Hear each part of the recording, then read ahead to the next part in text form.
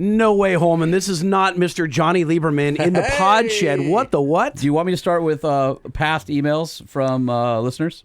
Oh, I think so, but first, before you start getting into that, I do want to thank you for braving the LA traffic to come down here. I really. You live on the dark side of the moon, right? I live basically in Glendale. And I live, so Glendale to Huntington Beach in Orange County, where I live. 39 miles. It's 39 miles, and it is about a 2-hour drive. I left at 5:02. It is 7 after o'clock. 7. There we go. So, and I've been here about 5 minutes. So, we don't want to waste any time because he might just pass out. no, I hope the listeners understand the sacrifice. Well, then I feel really bad reading these emails that I'm about to read. No, do it. I want to. What's the context? Is it just in general? No, the context is Jonny Lieberman being on the show. Is this from past episodes? Yes, past episodes when you've come on. Yeah. Oh. And so this is what I love. Okay. Hold on a second. Do we want to play the intro first? Just get out of the way? No, because we still have to do sponsors and all that kind of stuff. Oh, okay. Just, all right. Let's let it roll. Hang on. All right. Look at that board. Damn. Fancy, right? That is fancy, huh? By the way, That's like a reggae party. what do you think of the pod shed? This is insane. If you could smoke cigars in here, it'd be perfect. But it's By the way, that's 99%. That's the second use case for when the podcast failed. It's going to be a cigar lounge in my backyard, Perfect. just so you know. I think you have AC. This is We do. We have AC. This is insane. Yeah. Yeah. And it's a heater, too, because believe it or not, it's down in the 40s here in wintertime, and he and I freeze out We're here. close to the beach. Well, I was going to say, I got out of my truck or whatever, Yeah. Sequoia that I'm driving, and it's not what it is at my house. It's very cool down here. This afternoon, I'm like 3 miles from the beach as the crow flies, It's amazing. if that might be 2 Yeah. miles. And so we get that ocean breeze in the afternoon. It's so great. I got out. I put a jacket on. I was like, whoa, it might be cold. You said you came from Glendale? Basically, I live in Glassell Park, but no one knows where that is. No, right. And so I just came from Azusa. So it's the same. It's the devil's armpit. You know what I'm saying? It's hot as nuts. Oh, Azusa's real hot. Yeah. Azusa's like. Well, there's a at rock 15 quarry degrees. there, so basically the sun reflects out of the rock Yeah, it quarry. does. It soaks up, and then at night it releases. It's like a Vegas parking structure in Azusa. When you're flying over LA, coming to LAX, you can see it. you out-of-towners, you're like, oh, there's acne on the ground. There's pockmarks. Like, that's Azusa. Yeah, that's Azusa. Yeah, Azusa's sort of when Irwindale. it starts turning into the desert. Yeah, A little bit. It's like the Mediterranean climate of LA gives And way to done. the Mojave. Yeah. Okay, so Holman, you have email that Yeah. came in shortly after his last appearance. There's been a couple of emails, and I thought, But real real quick, I've been on the show for like 3 years. it's been a while. 4 years? No, I think 21. I think Okay, 3 years. 3 years. Yeah. Okay, cool. All right. This is great. So I just think these are hilarious. So I pulled them out. So Yeah. this one was from Eric Moeller, and this is from March 7th, 2019. And Doing it up. He says, started listening to your latest episode, was shocked when Johnny said that gas engines tie you down and that electric vehicles are so much better. Does he not understand batteries and what it takes to produce these huge battery packs and also the power plants to produce the energy to recharge? I feel like he is truly dreaming of his own utopia, not reality. Just things he has heard and thinks will be swell. Exhaust coming out of a modern diesel is cleaner than the air going into the intake. We'll run out of fossil fuels for sure. But his concept of green energy is right there with AOC. He's extremely knowledgeable on vehicle Ouch. statistics, but he should have stopped there. This is my favorite part. And it's funny because the context of this time period and like where we are now is hilarious. Yeah. I'm sure he will enjoy his Fiesta, skinny jeans, and all green energy, but that's not the Truck Show podcast. And that was from Eric. And then I really love this one.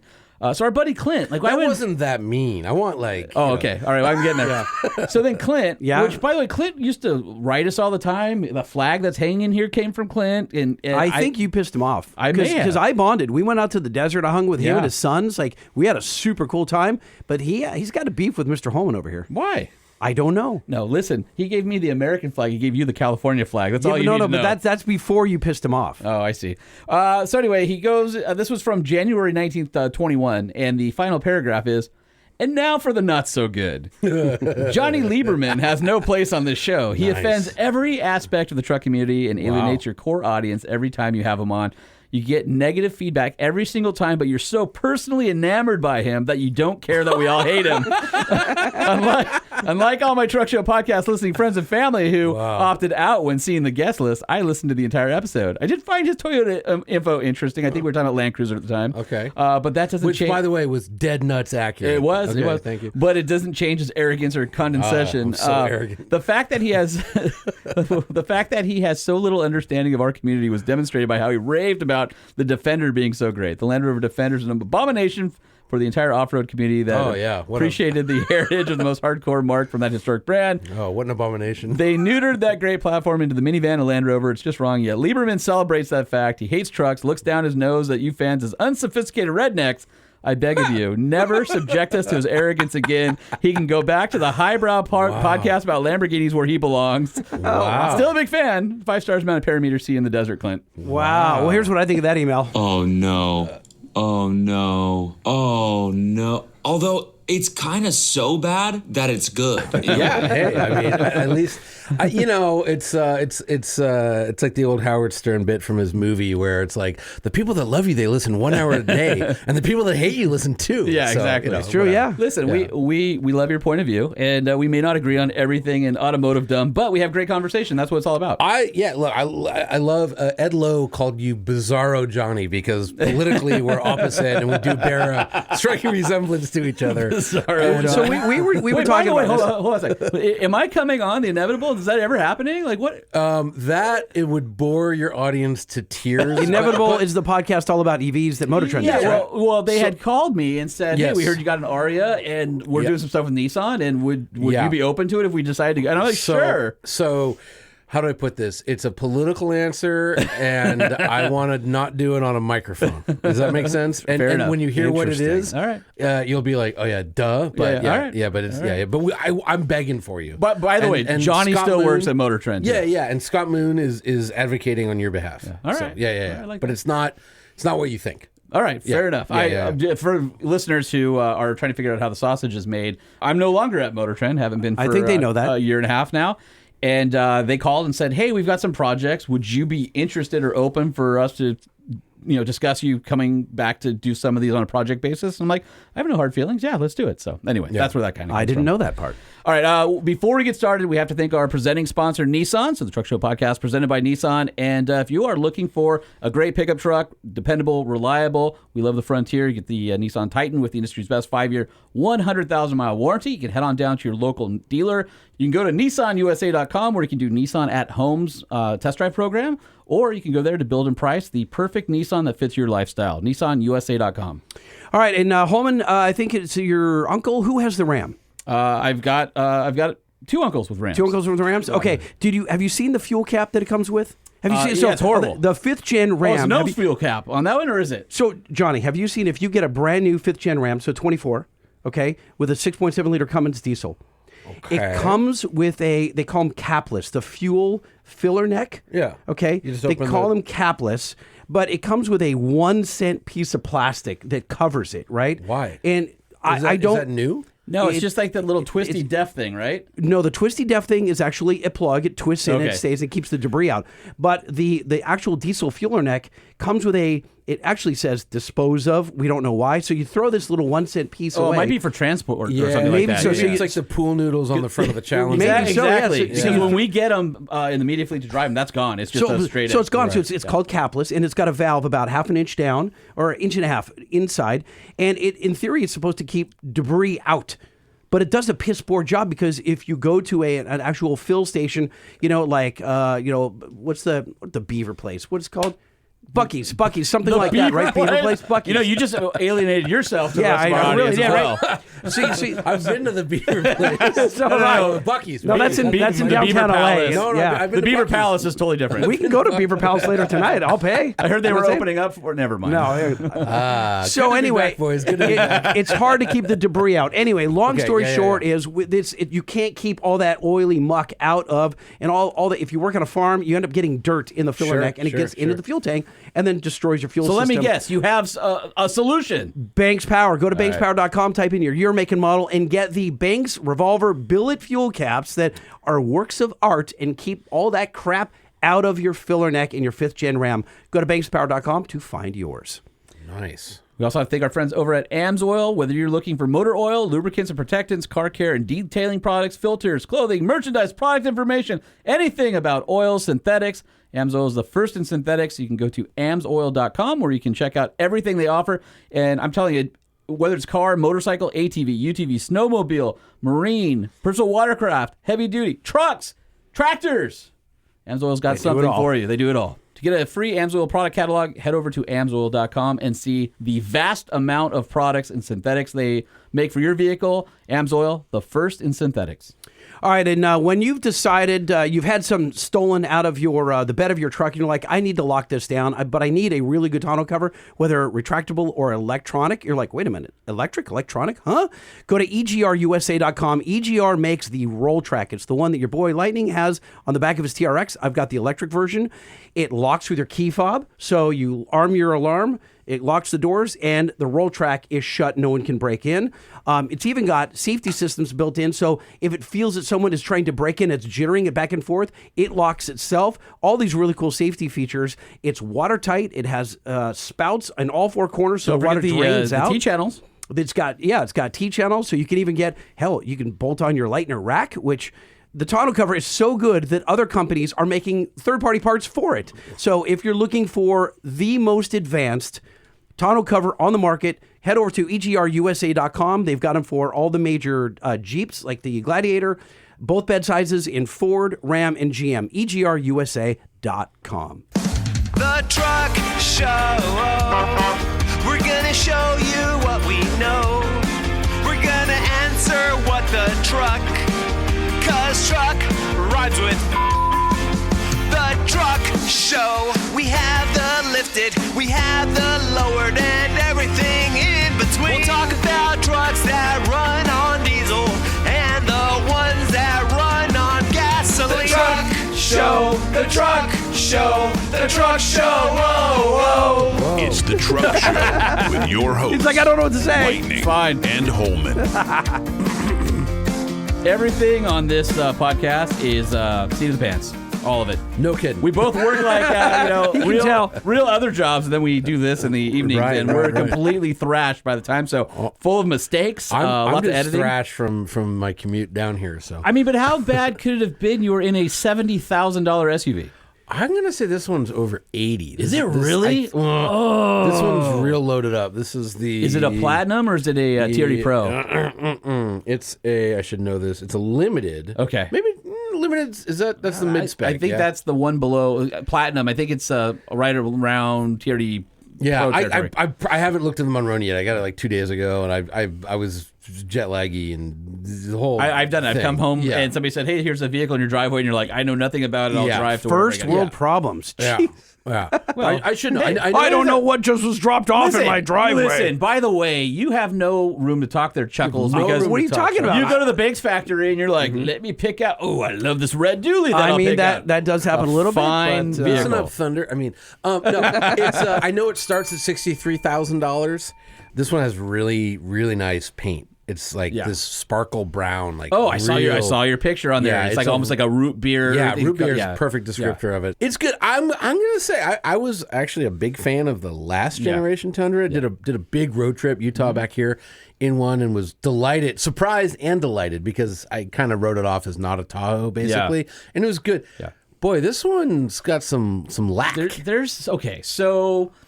You and I have kind of talked about this. Did you just say it's got some lack? It's got some lack. So like Johnny that. and I were Yeah. recently on the same drive program together, and then we decided to bail on dinner and then go smoke cigars at a local cigar That's how lounge. you do so it. Yeah. we're like, hey, you want to blow this popsicle stand? Aspiring journalists out there. So Here's how it's really done. We're like, once you've had peace one out. free steak, they all kind of taste the same. Yeah. I'd rather have a expensive cigar and some hoops. So Exactly. So we had a couple of conversations, and so I'm going to put this in two parts. One is what the F is going on with Toyota's model lineup, and I'll explain that in a second. And then also going from the old Sequoia to the new Sequoia, so it's on the new Toyota platform that's shared with everything. The Tundra, basically. Yeah. But they lost their independent rear suspension, went back to solid axle, and that actually hurts it in a few. Maybe better off road, but it hurts it in rear seat legroom, how high the rear floor is. Yeah. So So right up when you open the hatch, it's like what on earth? Because if you want to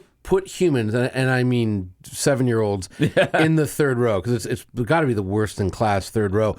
The seats are all the way back, and you have like half a cubic foot maybe of angled luggage space. Like a small rollerboard would not fit. And by the way, not a small vehicle.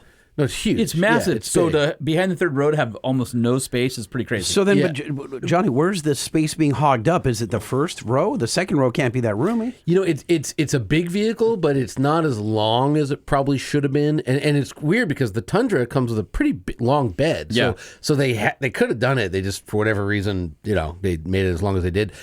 The rear seats do slide forward while they're up, but if you slide them forward, 6 inches of legroom goes away because the rear seats are now touching the back. The load-in is really high, unusually high. Even with the seats folded, they don't even kind of fold flat. I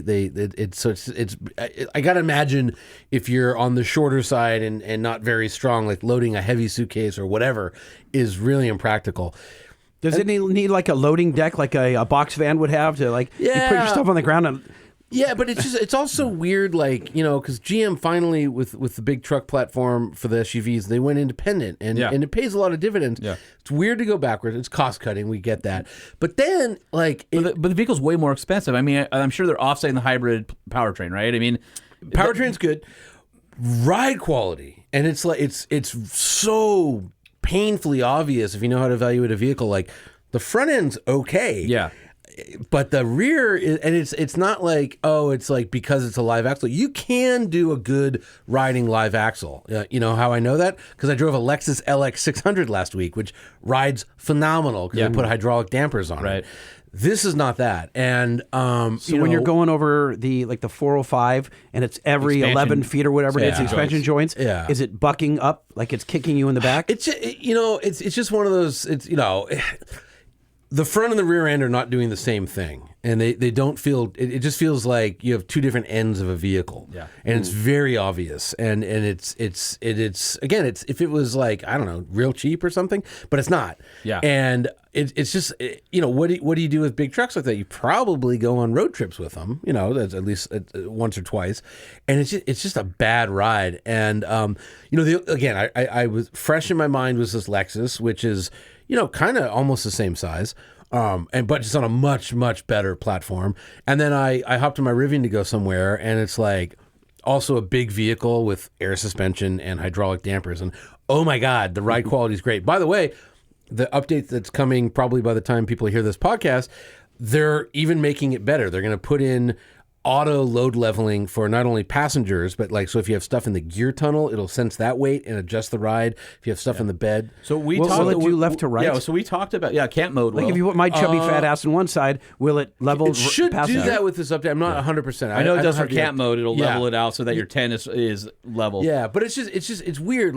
It's like a big miss by Toyota. And by the way, for everyone listening, I just bought a Toyota 2 months ago. Yeah. I literally bought one. So What did you buy? It only has 3 cylinders though. with 300 horsepower. Wait, what did you buy? Pretty awesome. And actually, I just upgraded it. Now it's got 4 tailpipes. I 3 saw cylinders. that. Yeah. I saw that. I That's bought awesome. a GR Corolla. No way. Replaces Yeah. Fiesta ST, right? It actually replaces an Alfa Romeo Giulia. Oh, that's right, the Yeah, Giulia is what yeah. So Which- that is a hypey car. Yeah, Damn, yeah, it's boy great. racer, look at you. Hey, and I guess I don't talk about it a lot, but I've had a couple WRX wagons, and I had a Fiesta ST. I like fast hatchbacky things. So those are the highest ticketed per capita. Those vehicles, the WRXs. I've told my every single year they come out as the most ticketed vehicle because they're all driven by 26-year-old dudes. So I've said this flat-billed vapors, yeah. before on the podcast that Flat-billed vapors. If I came home with a late 80s, early 90s Honda Hatchie, that's the only thing I can buy without my wife's approval. She would.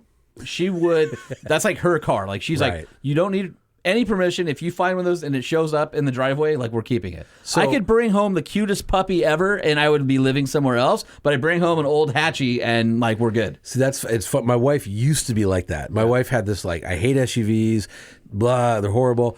And when we got together, we were living together before we got married. She started driving my old WRX, and she was like, "Yeah, it's kind of big."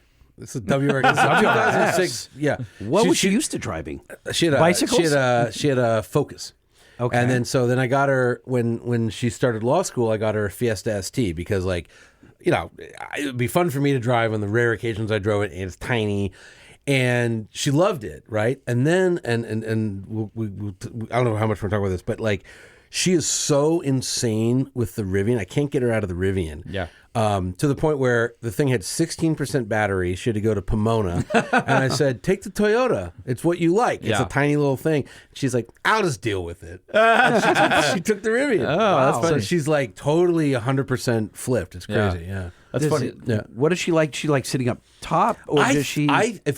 She would never admit that, but I think she does like sitting up top. But I asked her, she's like, I just love it. I don't know. It's hard. My wife, long before I had started this podcast, my wife drove all sedans and sport coupes, things like that. And then I got her into the Tahoes and stuff like that. She didn't need them. She ended up downsizing slightly, but she loves sitting higher up. And just the vantage point just feels safer. Maybe that's a false sense of security, but I don't know if it's that. I mean, look, I'll put it like this. One time, right after Truck of the Year program, this would have been like 2010-ish. I had I think it was an F450 dually. I mean, the big thing, and I don't know. For some reason, my wife had to drive it somewhere, and she got back. She's like, "I'll literally divorce you if you ever make me do that again." She was like, hated it that much. Wow. So I was always assumed she hated trucks and everything like that. But now she probably tried to go through a McDonald's drive-through, which is what my wife did with a dually. And then she took off the rear fender. No, luckily she didn't. And mine was lifted. Mine was a 12-inch lift on 38. I can't believe she made it over that little roofy overhang with that big rack you had on top. It was No, she tried it. She made it. Sorry. All right. So I want to go over, because we've talked about this on the show before, but Johnny and I had this conversation. So when you look at Toyota's lineup right now, right? You've got the Tinga, the platform TNGA, right? I was like, what? It's a new one. So it's basically it's Tacoma, Tundra, Sequoia, 4Runner, Land Cruiser GX, LX. So now they've retooled and revamped the entire truck and SUV line. I think LX is the Land Cruiser 300 series platform. It's not. I thought they traded on that too. No, okay. No. It's definitely it's an evolution of the 200. I crawled under it, and it still has the hydraulic Citroen spheres. Yeah, it's different. Okay, so this is where I'm confused about. So Tacoma makes sense, right? That leads into Tundra, makes sense. Sure. But on the SUV side, everything's like a disaster. So they came out with the Land Cruiser first, which is not really a Land Cruiser; it's a Prado. Okay, so GX has always been Prado, but it's not even a Prado anymore. Now it's a 4Runner. Now it's a Tinga. It's a Tinga, right? So it's a Land Cruiser Tinga. So the Land Cruiser, hybrid only, no third row. 4Runner, you can get a non-hybrid turbo 4, no third row. And then you get in the GX, you get the turbo V6, no hybrid yet, but you can get a third row. And the reason you can't get the third row in the Land Cruiser is because that's where the batteries are for the hybrid. Because there is a GX, there's an off-road, I forget what it's called, but the off-road version, they lose the third row. Right. But they're saying, and it is a pretty nice cargo area, but if you put a battery in that spot, you lose 3 inches or something. Right, exactly. So the thing that I didn't understand is I'm like, okay, what separates Land Cruiser and 4Runner? 4Runner will probably be a little bit cheaper because it doesn't have the hybrid standard. But to me, it should have been 4Runner is whatever 4Runner should be. Land Cruiser should have been the 3-row. Now you have to step up all the way to a Sequoia for the 3-row. And they should have had the V6 in the Land Cruiser, maybe detuned from the GX at least, something to make it special. Right. So now you've got Sequoia or LX are your 3-row Toyotas and Lexus. The only thing that I think sort of makes sense is that Overtrail Plus on the GX. That's cool. That's what it's called. Yeah. So I hope they overlay that on the LX so that we can get the Land Cruisers that we can't get, right? If Lexus has an Overtrail Plus on the LX, that replaces the off-roady Land Cruiser that we lost, the full size, the 300 series, right? Right. So but what the hell? It's like, that's going to be so confusing. I was talking to a Toyota It feels dealer. like they hopscotch each other. Well, they do, and the dealer was like, I don't know how we're going to explain it to people. It's going to be like, do you like that styling or this styling? Have you driven the new Land Cruiser? I have not driven the new Land Cruiser yet. I drove it, and damn it, I got to say, I drove the base $57,000 one, which is really like $59,000. Right, with the destination and all that. But it was cheap and cheerful in a good way. And I know it's not actually cheap, but like again, compared to the Sequoia, like just the interior is like, oh yeah. Well, you get in the Sequoia, the Tundra, the 4Runner, or the Tacoma. It's very much like Lego blocks and modular. It feels younger. The Land Cruiser feels a little bit more old school and sophisticated, and then the GX is like next level. GX really has a beautiful interior on it. But the Land Cruiser it's that's a hell of a powertrain. It really does feel quick, and I think that's going to separate it from the 4Runner. Yeah. And like, should have been a V6. I don't know, because the hybrid turbo 4 might actually be quicker than a V6 could have been.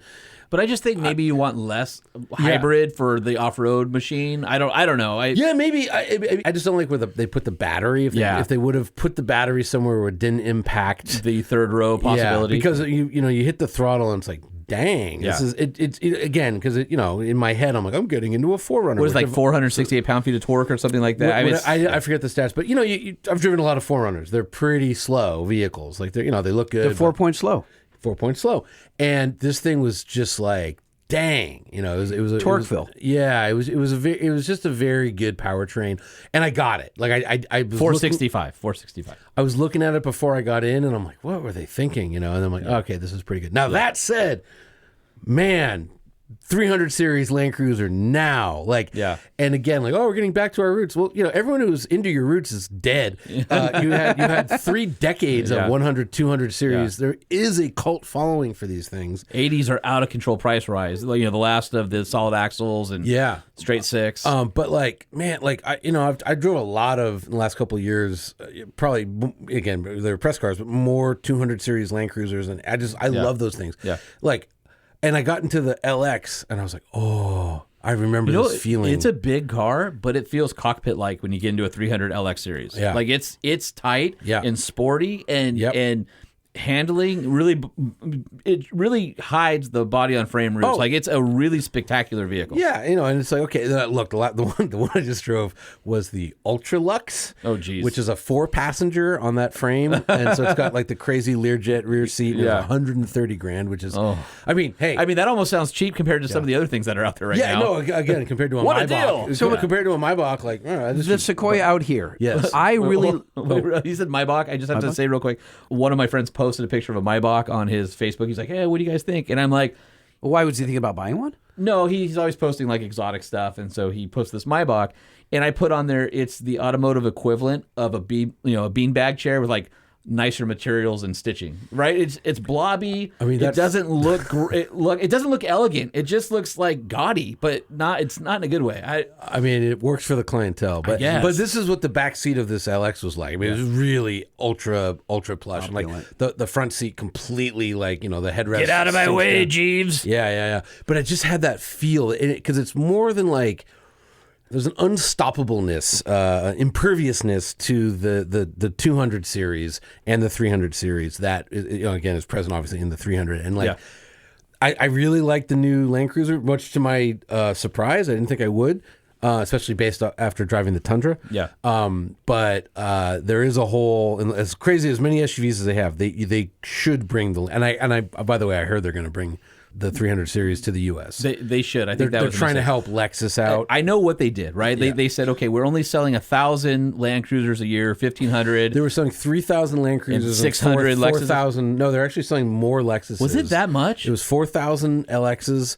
I remember when that was switched, but it was a long time ago. Yeah. But the idea was give Lexus that vehicle because there's more profit for them in it, and it gives them that. And Toyota kind of lives exactly right. The lower level. And here's the other thing. That factory is landlocked. There's no more coming out of there. And then with that, that's called Land Cruiser City in Japan. Landlocked, and you can't make it any bigger, and they don't want to make it any bigger because of the quality standards. Yes. Because they have to train the employees. It's just very cost Land intensive. Cruiser has always meant something more special than a Toyota. It meant extra spot wells. It meant tougher construction.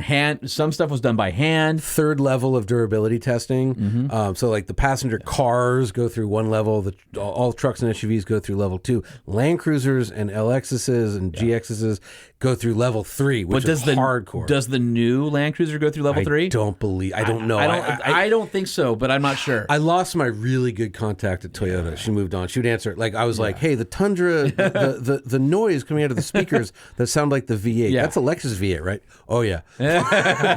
We talked about that. We talked about that early on. Just own it. I was in the Tundra, and I was like, this is not the right sound for this vehicle. Yeah, it's like a Lexus. It sounded it's weird, the 5-liter Lexus V8, and it was way too loud. Did you find it to be too loud? I don't remember that. I just remember being like I'm an audio guy. Like, I love this stuff. But this is just way overpowering.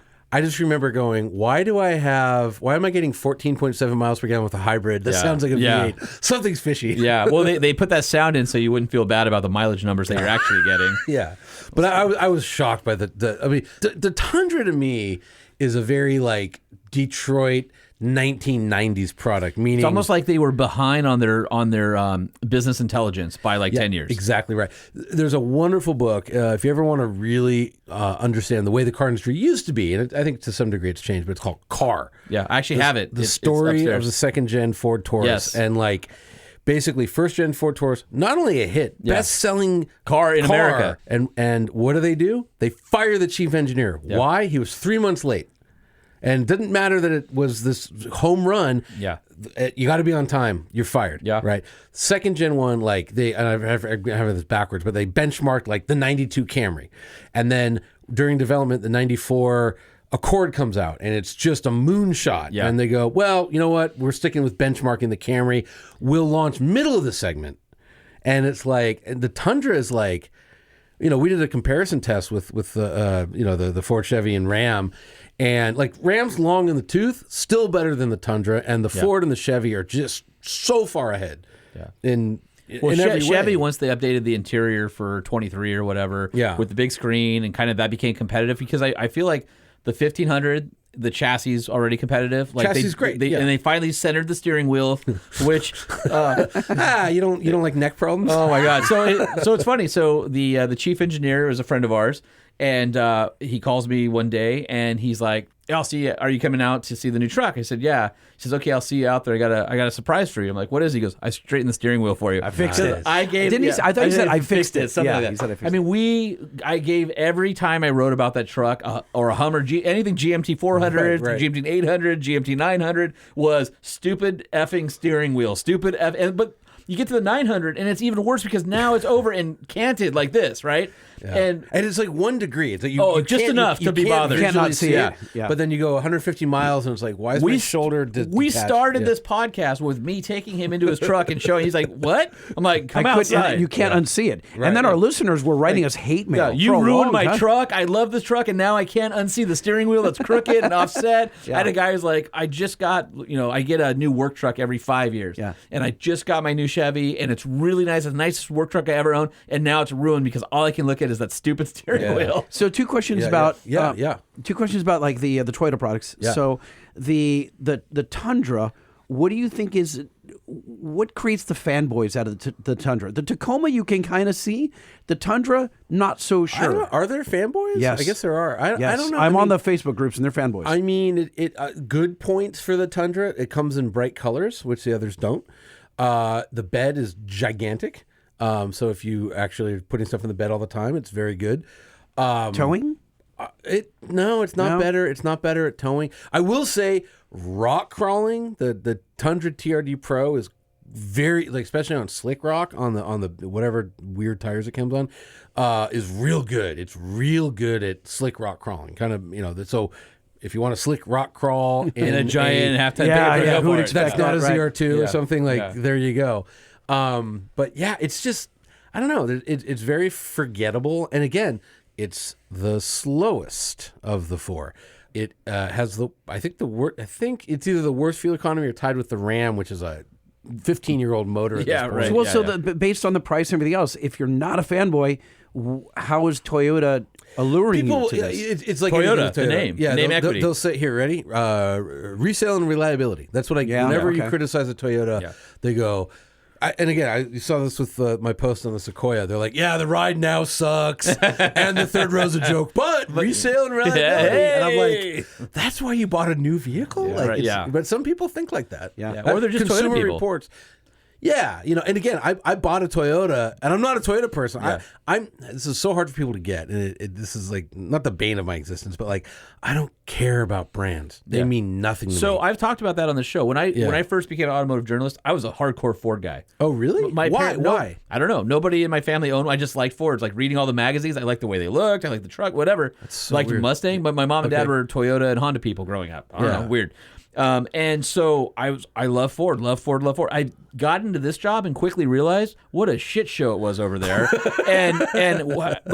You think like this amazing American tale, the story. Yeah. These guys are pumping out, hundreds of thousands, millions of vehicles a year. They must have it all down. And then you meet the people and you're like, this place is absolutely dysfunctional. And then you go to GM and you're like, whoa, it's worse over here, right? Well, it's funny. Growing up, we were a GM family until we weren't. And my mom, I remember when my parents met, my mom had a Ford Falcon. She had a black Falcon with a red roof. Okay. And they lived in the Midwest and lived in St. Louis, and they moved to California and no air conditioning.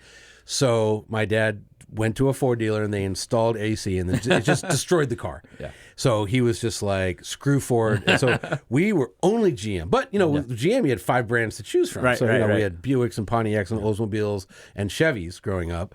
And then in the mid-'80s, they got real bad in terms of my dad he actually lemon logged. All hail to the Cimarron.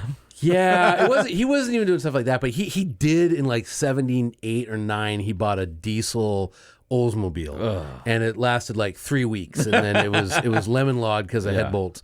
But even that, he still was loyal. He didn't buy another. Did he buy? Yeah, no, he bought a Buick. Yeah, anyways, the point is, and then it just got to the point where.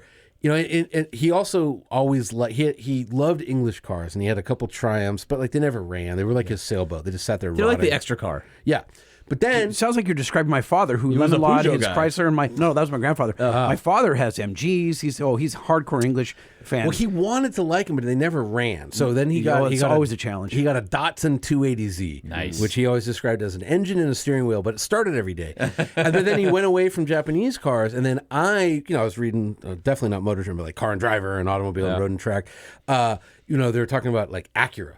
And I'm like, Dad, we gotta go. Apparently, the Acura Legend. This is like in '86. I was. By 11. the way, Yeah. the Legend. I just read something about what a moonshot that was for Honda at the time, and how they've been Acura still today referencing back to how that program came to try and get back the magic that Acura had in the 90s. NSX.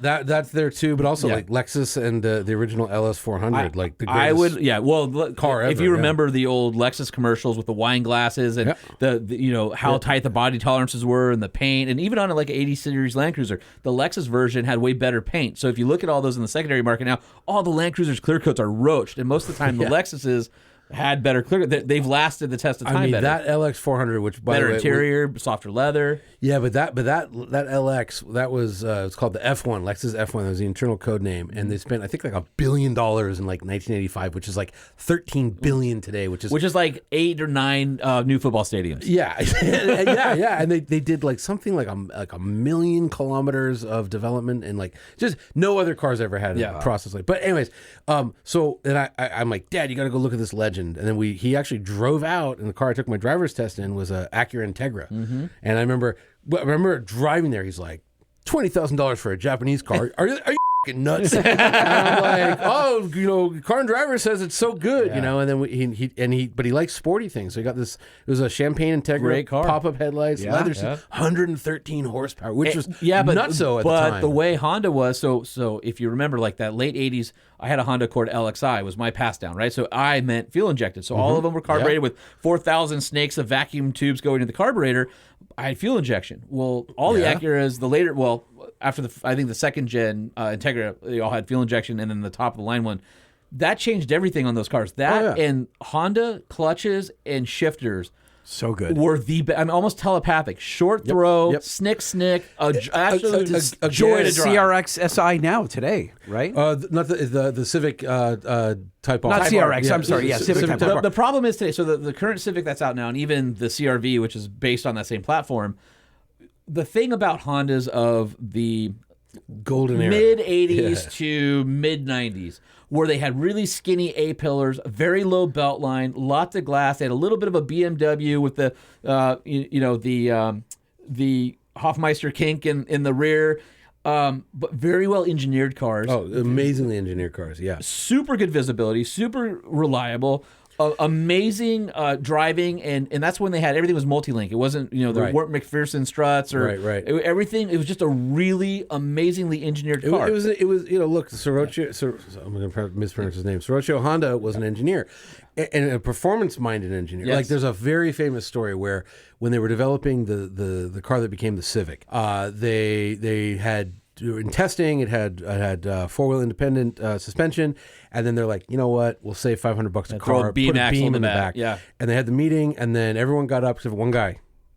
Couldn't say anything. You couldn't contradict. Right, the chief engineer in Japan. Yeah, So it was a yeah. respect thing. And you couldn't, as Mr. Honda, you couldn't say anything, but he just didn't get up, didn't move, and he was looking at him, and the guy had tears in his eyes, and he said, "What?" And he goes, "I just feel we'll be making an inferior product if we go to a beam. We'll have more cargo room, and we'll have a better handling car, and it'll make our customers happier." And on the spot, he changed it. So that's what Honda used to be. Well, no, and I used to say, if you look, it's not Honda Automobile Company, it's Honda Motor Company. Yeah. And Honda makes motorcycles and generators and jet skis and small engines. And the thing was that Honda was always an engineering first company, Yes. which meant that all of their products had this amazingly engineered, finish. And today, you don't see now going back to the CRV and the Civic that I brought up a moment ago. Yeah. One of the things that they want to do is return that low belt line with the skinny A pillars and that flat minimalist dash. Which is hard with crash. Very It is hard with it's crash. hard. And they've done it a little bit. I mean, you get into those cars and it definitely has a vibe of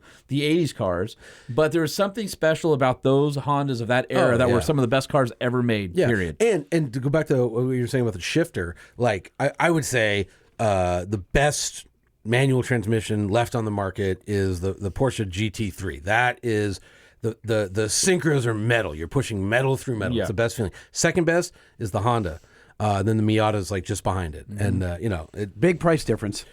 yeah, but when you drive them next to each other, you're like, oh, actually this Civic Type R, and it's also an Integra Type S now. Like, damn, that's a good shifter. I had a 2000 Civic Si that I bought brand new. I worked at Norm Reeves Honda at the time. I got a good deal on nice. it. Yeah. And I remember going on the test drive with it, and my mom, I think, went with me, and she's like, "Are you sure you want to buy a stick? You sure you want to buy this car?" Oh, yeah. But I love that car. I mean, that car, and that was before they ruined Civic with McPherson. It was the last generation of Civic Right. that So that had was like- independent multi-links. Right. So was that 90? No, sorry. 2002 was the. 2002 is when they went to the new body style, so this was a 2000. Okay. So this was not the hatchy, this was the coupe. This is Gen 6? Yeah, it was an EK, I think, or something like boy. that. Yeah, Yeah. I get The lost fact all that I'm you going know back. that is I don't know. He knows it. mind-boggling. Yeah. But the fact that you just spit out, is that Gen 6? Like, can't even do that with trucks, and I work with trucks every day. I think it's just because I write about it and I've looked it up at some I point. see. You know I what think it's the EK is what that generation was, Yeah. and I love that car. And I put a bunch of Integra Type R parts on it. And I used to go race at Buttonwillow on NASA track nice, days and nice. stuff. And Yeah.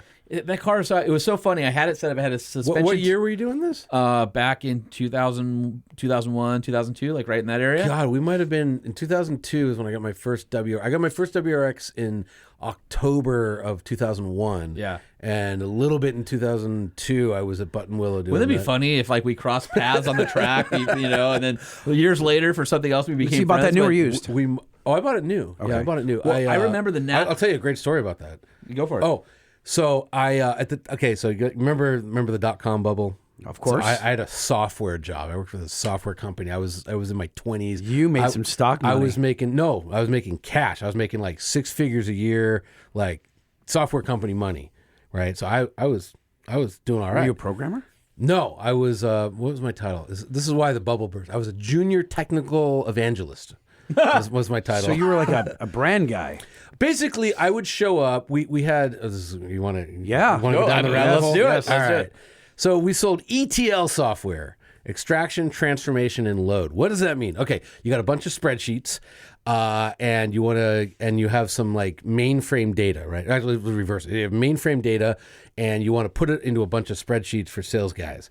Well, you got to extract it off this old Fortran mainframe. And then while you're extracting it, you know what? Y2K, you want to transform it. You want to add 19 before every date, right? So extract, transform, load into Excel. So it was like a $500,000 piece of software. And there's a couple companies that made it. So I did like pre-sales essentially. I go out there and be like, look, here's what ours does. We have WYSIWYG programming for the transformation part, and it was just WYSIWYG, I've heard that a long time. What you see is what you get. Is what you get, yeah. So that's what I was doing. So I had some cash. So I wanted an Audi S4 wagon. That's what I wanted. Badass. So on Saturday, I go to the Audi dealership, and I remember I had 25 grand. They were $45,000, and I had 25 grand in the checking account to spend on a car. And I remember I was wearing this Alice Donut T-shirt. Alice Donut's a band. It was like an OD prostitute on it, and I was wearing like camouflage. I love it. Camouflage cargo shorts. Tell me they wouldn't give you the time of day. AstroTurf flip-flops, right? I remember what I was wearing. And guys wouldn't even look at me. They wouldn't even look at me. So I was like so enraged. And I remember Jamie Kitman had wrote a story about how great the WRX is.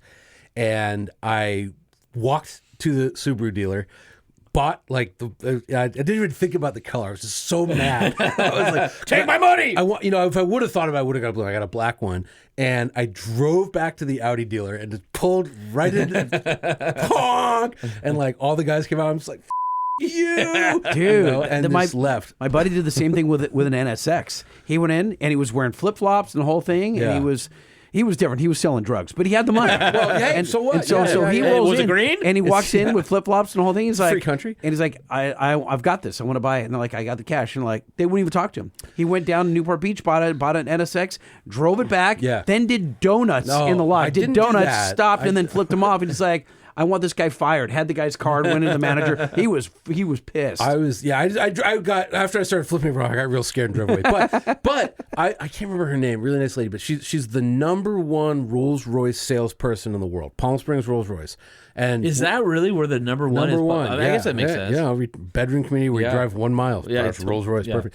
And I said where every Rolls is a Sunday driver. Yeah, and I said, what's your secret? I was on a Rolls trip, and she goes, it's this. If somebody walks into the Rolls Royce dealership wearing a suit, they're selling. If some guy comes in sweatpants and a greasy white T-shirt, he's buying. That's a Rolls Royce customer. Yeah, because they don't want you to know how much money they have, so they dress down. I'm sure. No, they're so rich they just don't care. They don't care. They don't care. Yeah, especially in Palm Springs. Yeah. It's too hot. What is? Yeah. I want to circle back if you don't mind, yeah. because you said something earlier that fascinated me. You are agnostic to brands. Yeah, models only. Okay. And I will say, I really like Lamborghini. Okay, that's cool. Which is a really fancy Audi. So now. It is now, but I want to talk about Lamborghini. I'm not saying that's bad because I want to try to stick to this topic for just a there's second. no way we can stick to one topic. But I'm going to try. I'm going to try. So a lot of our audience, like Yeah. me, so he was a Ford guy. I was a hardcore Honda guy. Then I became a GM guy. Then I'm not sure what I am now. Okay. But Holman, before I bought I have a TRX, which I'm excited for you to lambast me for. I had one for a year. I love the TRX. It's just slow compared to a Rivian, but I love the TRX. I understand that. I understand that. So then everyone thought I was going to get another GM product, and here I am. I'm like, you know what? And Holman had one for a year as well. So, and I fell in love with it. He was doing launch mode and all that stuff. I'm like, They're all right, awesome. Yeah. I need this. And he also professed that we were going to have it'll be the last of the gas guzzlers, the last of the big V8s. I thought, you know what? I'll go out with some hoorah. Yep. But anyway, what makes you, so much of our audience and us, we are, whether I wear Quicksilver, Rusty, Stussy, Billabong, I wear a certain golf brand. I only do Callaway polos. People have their brands. sure. Not everyone, but so many dudes, especially. Women probably have products thereafter that they obsess over. But you're a GM guy, you're a Ford guy. You have a Calvin and Hobbes pissing on one of the other two brands, right? I had that sticker in the back of my Ranger. So why Pissing on Chevy. Why not you? Well, I think that I would be pretty bad at my job if I went into it and one car had an advantage. And do you look down? And I understand that from the business point of view, you have to be agnostic. Yeah. No, you don't. No, you don't. Well, secretly, there's plenty of journalists who are. But and look, again, if you're do you want the Ferrari? Actually, now the Ferraris are a little bit better. So I got to. Well, except when you put him on the lift and you realize Mario was drunk on Friday when he welded up the frame. Holy crap! Mario had a slack. Mario, he was cheating on his wife, and his wife got back at him. So dude, it's tough. slag everywhere and just ugly welds. And I'm like, man, but they drive nice. There's a dude down the street who welds in his garage with I don't know, spoons or something, and his welds look better. Truck show listeners, if you can get your hand on a Ferrari 296 GTB, do yourself a favor. Drive that thing. Do it. But I'm sorry. So do I look down on... Well, loyalists, guys who are like, I'm down for GM, man. GM no, for life, bro. I They got a wouldn't say- tattoo, or they got the Cummins tattoo on their pec. I wouldn't say I look down, but I'm also like, why are you a fan of a multi-billion-dollar multinational Globalist corporation? corporation? You know what I mean? Like, it's kind of... But is it any different than the guy who wears, I only wear Billabong? Like Kevin, the guy that I used to work for. He wears Billabong. Yeah, but that's, I think that's different. It's though. a little, No, I think it's the same. It's a little different. I mean, like, look, I wore Levi's forever until I found this company called The Perfect Jean or Perfect Jeans, and like, they fit better.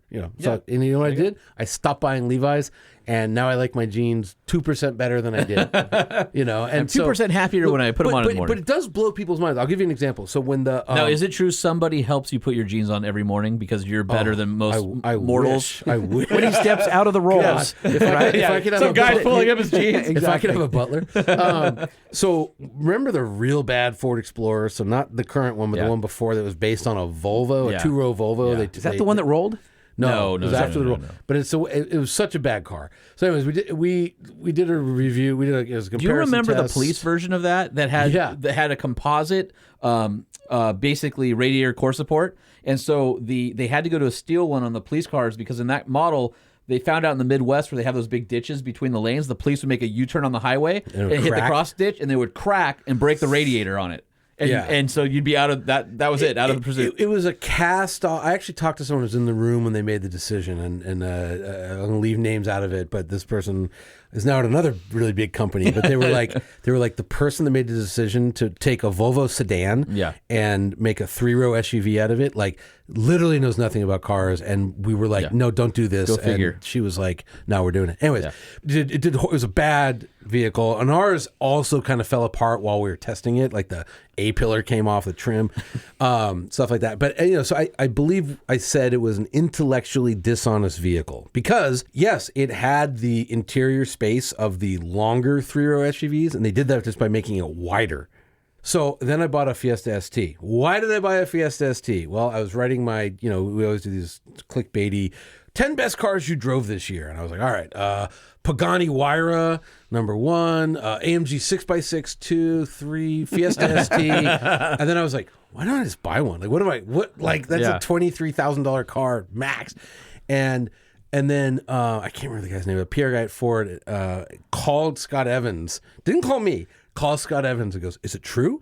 Did Johnny buy a Ford? And he's Who's Scott Evans? He's a writer at Motor Trend. Okay. Okay. Call Scott. Is it true? And Scott's like, yeah, you had a orange Fiesta ST. He's like, but Johnny hates Ford. And they couldn't understand that I just hated the model. Yeah. Ford, I don't care. Yeah. Make a good car. I'll buy it. a good car. I'll buy it. Yeah. I'll buy it if it's good. If it sucks, I won't. So, but you, I went through that, by the way, on my EV thing, right? Like I Yeah. bought my Aria. Yeah. And I'm like, I want it. And they're like, well, you hate EVs. I'm like, no, I don't.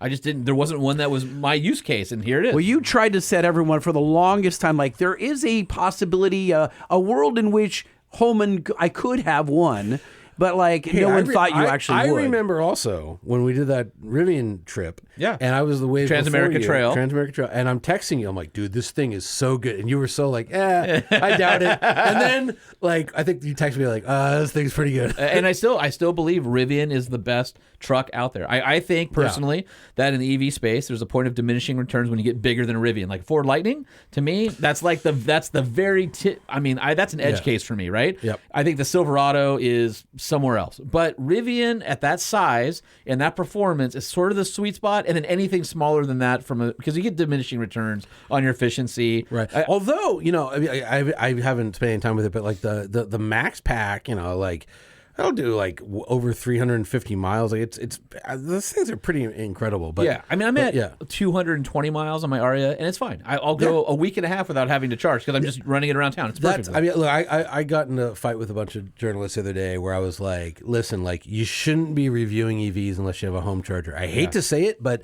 you're not. All you're doing if you don't have a home charger, and look, if that sounds elitist and snobby, okay, but.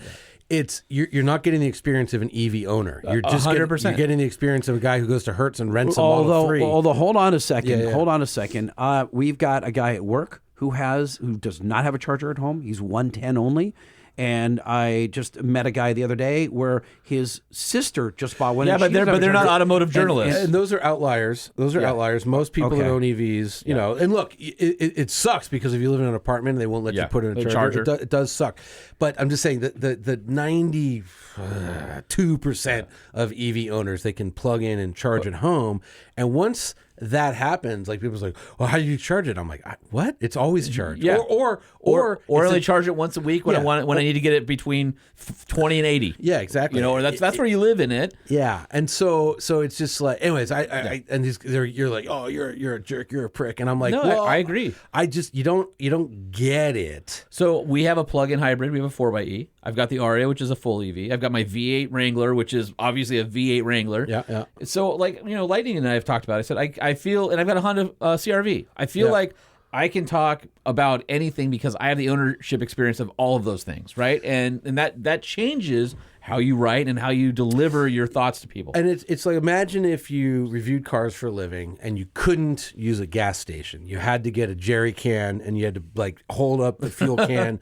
That's what it is if you don't have a home charger.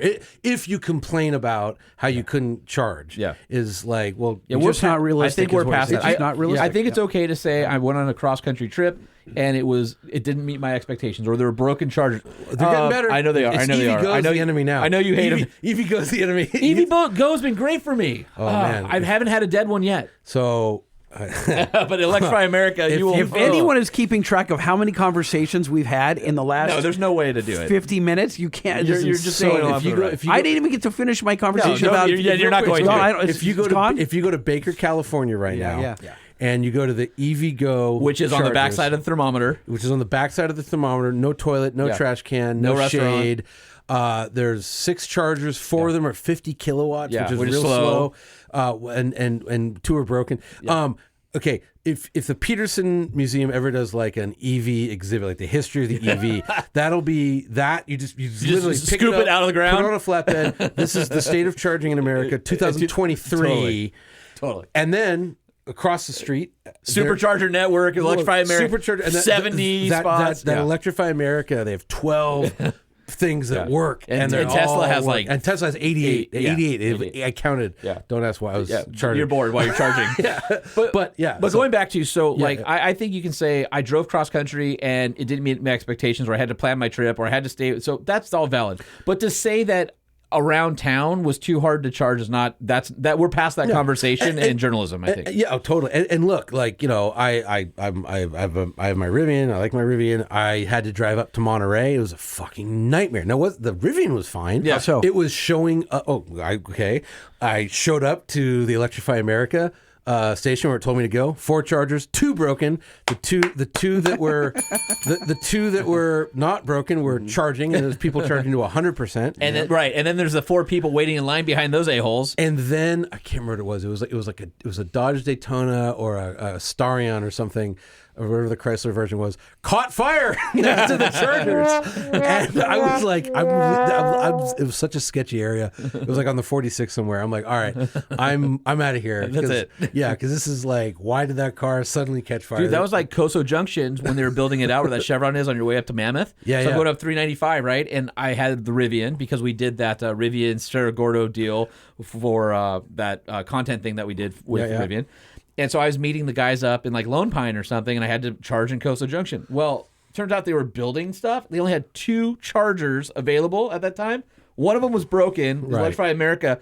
And as I pull in, the dude in front of me pulls out. I'm like, oh, thank God. And then I just sat there for like an hour. Yeah.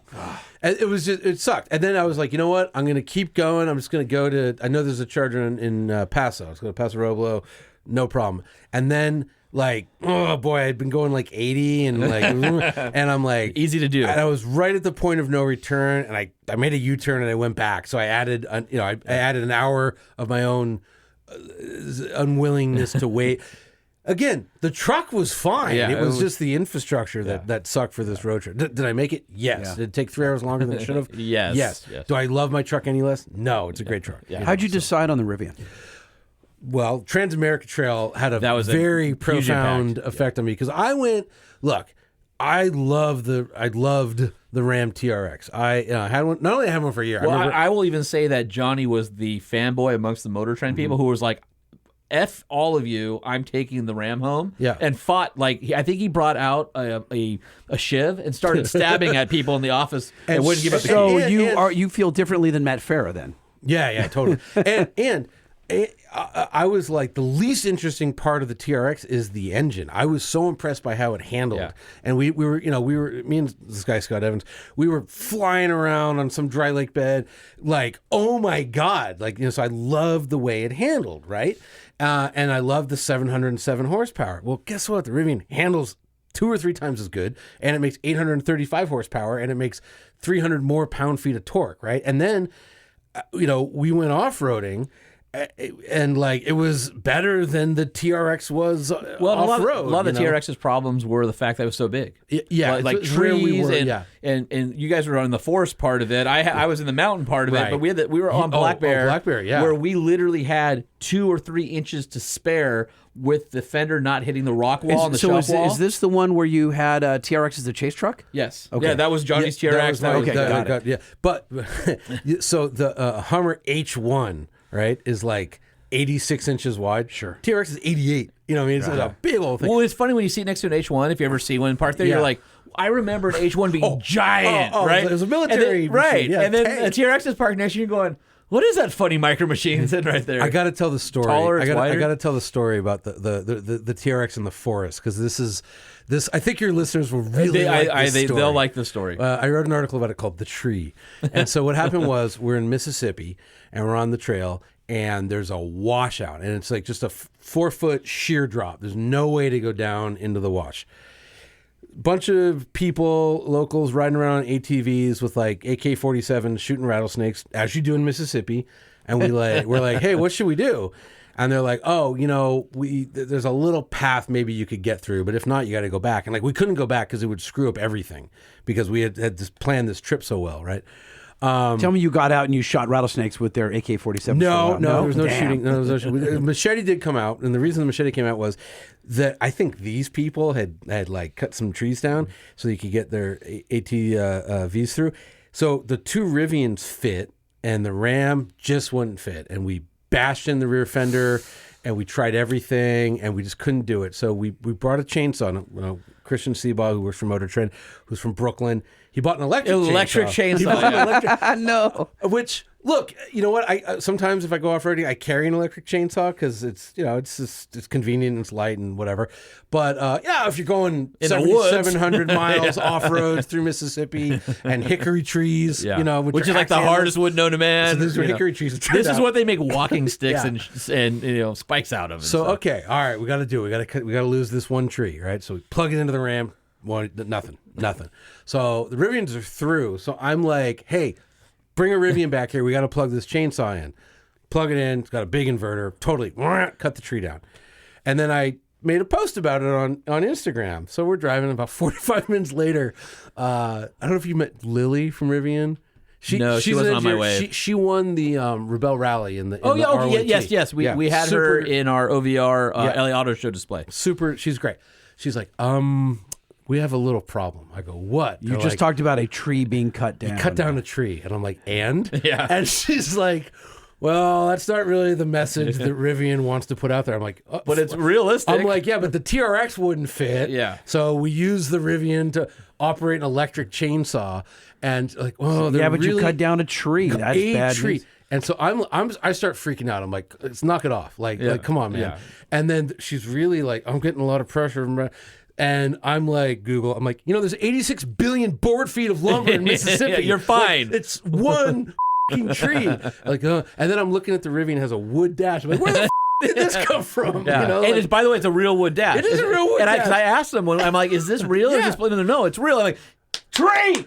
Yeah. It came from a tree. That is don't kill animals as you're eating hamburger. I remember, I think I actually got out of the vehicle and got into another one because I was just like, tell them we'll hold a funeral for the tree. It was just so insane.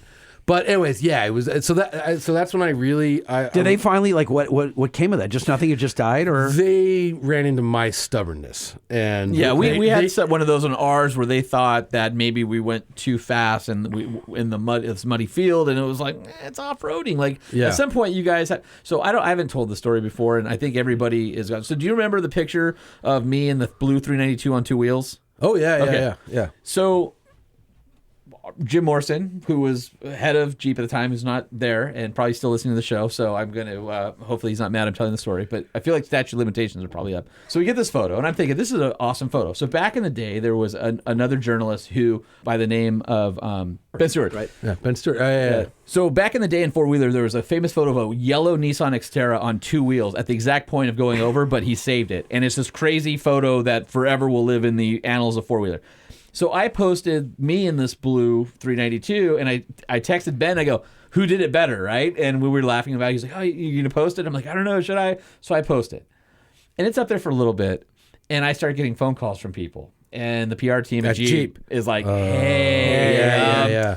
You know, our safety people don't really like that because, you know, it shows it's a lot out of control, and it might be a roll. I mean, yeah, but nobody rolled over.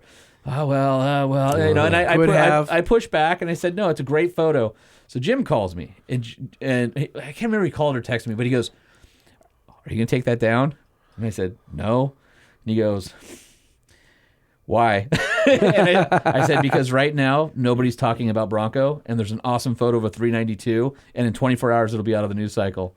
And he was just like relented and was like, if you're my friend, you would take it down, you a-hole. But okay, I get it, because I think Jim, part of Jim was like, F yeah, great picture. And the other part of Jim was called me. I think he said, "Hey, headache" or something like that. Oh yeah, because hey, headache. But, I mean, that's corporations, right? So this is why I have a hard time when people are fan. Like, get another Stellantis story. When the TRX came out, the press photos, a guy that works at that company sent me pictures of this thing like 10 feet in the fucking air. I mean, it was a flying truck. Wow. And then the press photos come out. It's the same photo shoot. Yeah. And I'm like, oh, it was from the Reno race course. Yeah. And I'm like, no, it wasn't. It wasn't when they were doing the big jumps? No. It was just like in the desert, Joshua Tree area. Desert. Yeah, yes, Joshua Tree. It was, it was Johnson Valley. It's 10 feet in the air. Doesn't matter where it is. It was just a couple rad shots. Yeah. I'm like, post that. They're like, we can't do that. I'm like, what? And they're like, you guys can do that. You can jump and take the picture, but like, we can't. I'm like, but you built a jumping truck. The thing is designed to land. Right. It couldn't do it. Lawyer said no way. Has JCOs in the front. I mean, come on. It's so weird that they can build it, but they can't show it. It's insane. It's just it's how litigious everything is. Is it like Bugatti makes a car that'll go 200 miles an hour, but they can't really. So they show it in stop and go traffic. The journalists have to do it. No, I mean they let their owners do it. The owners do it. Bugatti does. They top speed their cars, but it's just it's just the lawyers like GM. They can test Corvettes at the Nürburgring, and they can test Corvettes like anywhere in the entire world except for Laguna Seca because it's a public park, and their lawyers are like, you can't do it there. So when we used to do our best driver's car, we'd have like 17 Corvette engineers show up because they might have the chance to do one lap at Laguna Seca because they're all racers and they want to drive their car in Laguna Seca where they're not allowed to test. Any other track in the world, fair game, they can go drive it. The lawyer... Ford, you can drive Fords on Laguna Seca. Like the engineers can do it. Every other car company, sure. GM, for God knows, some lawyer said no, and they just, okay. We got in trouble at four-wheeler back in the day with GM. So when the GMT 800 trucks were out, we were in Istanbul, out in the desert, and we were doing rips in the sand bowl to get the wheels turned, sand flying. The best. And we did that on each truck about 5 times to get the shot. Brubaker was shooting it, and Robin Stover was driving, and boom! Airbags go off. Oh, what? And everybody's like, what? And Robin pulls over and he's like, his ears are ringing. Yeah. He rolls down the window, like all the smoke is coming out. And we're like, dude, are you okay? And he's like, I don't know. And so what ended up happening is, I don't know how GM does it now, but back on those trucks, what would happen is you would do something. And so the way it was explained, because GM sent a bunch of engineers out to the same spot in the same trucks and duplicated it and then figured out what it was. Oh, that must have sucked. Oh, Can you imagine horrible. knowing the airbags are going to go off? You wear a helmet. So they told us, like, oh, you were abusing the truck and you were Sure. this, that, and the other. And we're like, no, we were literally just doing something we've done But by the way, million if times. your airbags go off and there's no impact damage, then it's GM's fault. Right. So Yeah. so that's how it was. So what happened was Man, you bust your nose or all the kinds of stuff. the So airbag airbags are system just nightmare, goes yeah. into like an awake mode. Right. So it's touchy. And so if it senses that you've gotten to a point where you're close to rolling, so we're in a deformable surface, the sensors, the yaw sensors were freaked out. It puts the airbags into this like awake mode. And so we had 99 alerts and 1 deploy. And what it was that extra half a degree or whatever on that particular one, side impact bags freaked out because they thought we were going over. But they were able to replicate it, and they came back to us, and they're like, okay. We were able to do it, and we're going to adjust our software It's accordingly. bad software because when the Z28 Camaro, the 5th gen Camaro came out, and it just had, it could pull like 1.17 or whatever G's, airbags were going off. It thought it was crashing. Really? It was getting so much stick. Yeah. We had that on our and, like- early Hummer H3. Same thing where we were out in, I think, Durango, Colorado, or Aztec, New Mexico. They're right over the border from each other to do wheeling. And somebody had driven and then landed on the frame right behind the front wheel. And boom! And I guarantee if you grabbed those 3 vehicles and you pulled out the airbag software, Johnson Controls wrote it in 1998, and it's the same. And it wasn't for fucking off-roading or software. track or yeah, anything. No, it was for when cars had no capability. Now the cars have capability. Well, Johnson Controls doesn't care. no. You know. This is why you write your own software, kids. Yeah, exactly. What are But real quick, back to the Rivian thing. Why did I get a Rivian? I had narrowed my 2 choices down. I was going to get a Lexus GX because I wanted my own off-roader because, as you know, in this business, right now I could be like, hey, can I get like a G63 tomorrow? And they'd probably drop it off at my house. And I'd been doing that for years and years and years. And when you go on rocks, you tend to scratch one thing. And then you got to do that full paperwork form. That's super annoying. You got to make the call, and they're always, it's fine, don't worry about it. But your running boards are scratched. Oh my god! For me, for whatever reason, I never got that. But it was just, after years of it, and I just wanted my own off-roader. And then my kid, we started taking him skiing. And we had a situation where, I can't remember exactly what it was. I was supposed to go up in a Ram. Day before we're supposed to leave, it's like, oh, you know what? It got in an accident, no Ram. So I was able to get something else, but what if I wasn't? You're like, I need my own. I wanted my own. So it was between a Lexus GX. Oh, actually, at first it was a 392 Wrangler. And my kid, he's outgrown this, but he used to talk real soft when he sat in the back of a Jeep. And I remember trying to talk to him, going down the 2, had the cruise set at 75, and I couldn't hear my kid. I love the 2. You can haul ass. And you had the one-touch Sky soft top on that one, didn't you? Yes. And I hate it because it's the worst of both worlds. It's louder than a hard top, and it is all the drawbacks of a soft top. Right. Like it's everybody's like, oh, this is great. It's a full-length convertible. No, it's not. It's horrible. Don't get that. So, but I even called Scott Brown and said hey, I'm thinking about getting one. He's like, oh, they're going to be in production for this long. Yeah. Anyways, so I got rid of that. So it's Lexus GX, and then I drove the Rivian, and I'm like, oh my god, and they were a lot cheaper when we went. And by the way, the Rivian build quality is really fantastic. Yeah. So tell me about buying the Rivian. Did you call up a bro at Rivian? Oh, no, it was a total. I'll get to that in a second. But the final piece of the puzzle was we were up in Big Bear, and there was a blue Rivian, and my wife was like, "What's that?" I was like, "That's that thing that I drove across country that I really like." She's like, "Could we get that?" And I'm like, yes. Really? Yeah. So, no, the buying process totally sucked. The whole no dealership. It's nice in theory. When I bought my Alfa Romeo, here's how it went. I walked in. They said you have to drive around the block at least. I said, see this? This is the Motor Trend Car of the Year article. I wrote about the Alfa Romeo. Yeah. I know about it. Yeah. They go, you have to drive it. That's their policy. Yeah. Huh. So I literally pulled out of the lot, went to the stop sign, U-turn, drove back in. So 26 minutes from walking in to walking out. I was on a Rivian website. In my mind, for 2 weeks, it was probably less than that, but it was just, there was 8 steps you had to do online. Nothing works. I was doing it on a Sunday. You couldn't buy it unless you gave them your insurance. I don't have an insurance agent. I'm freaking out. I want to buy the thing. So I sign up for whoever they're partnered with.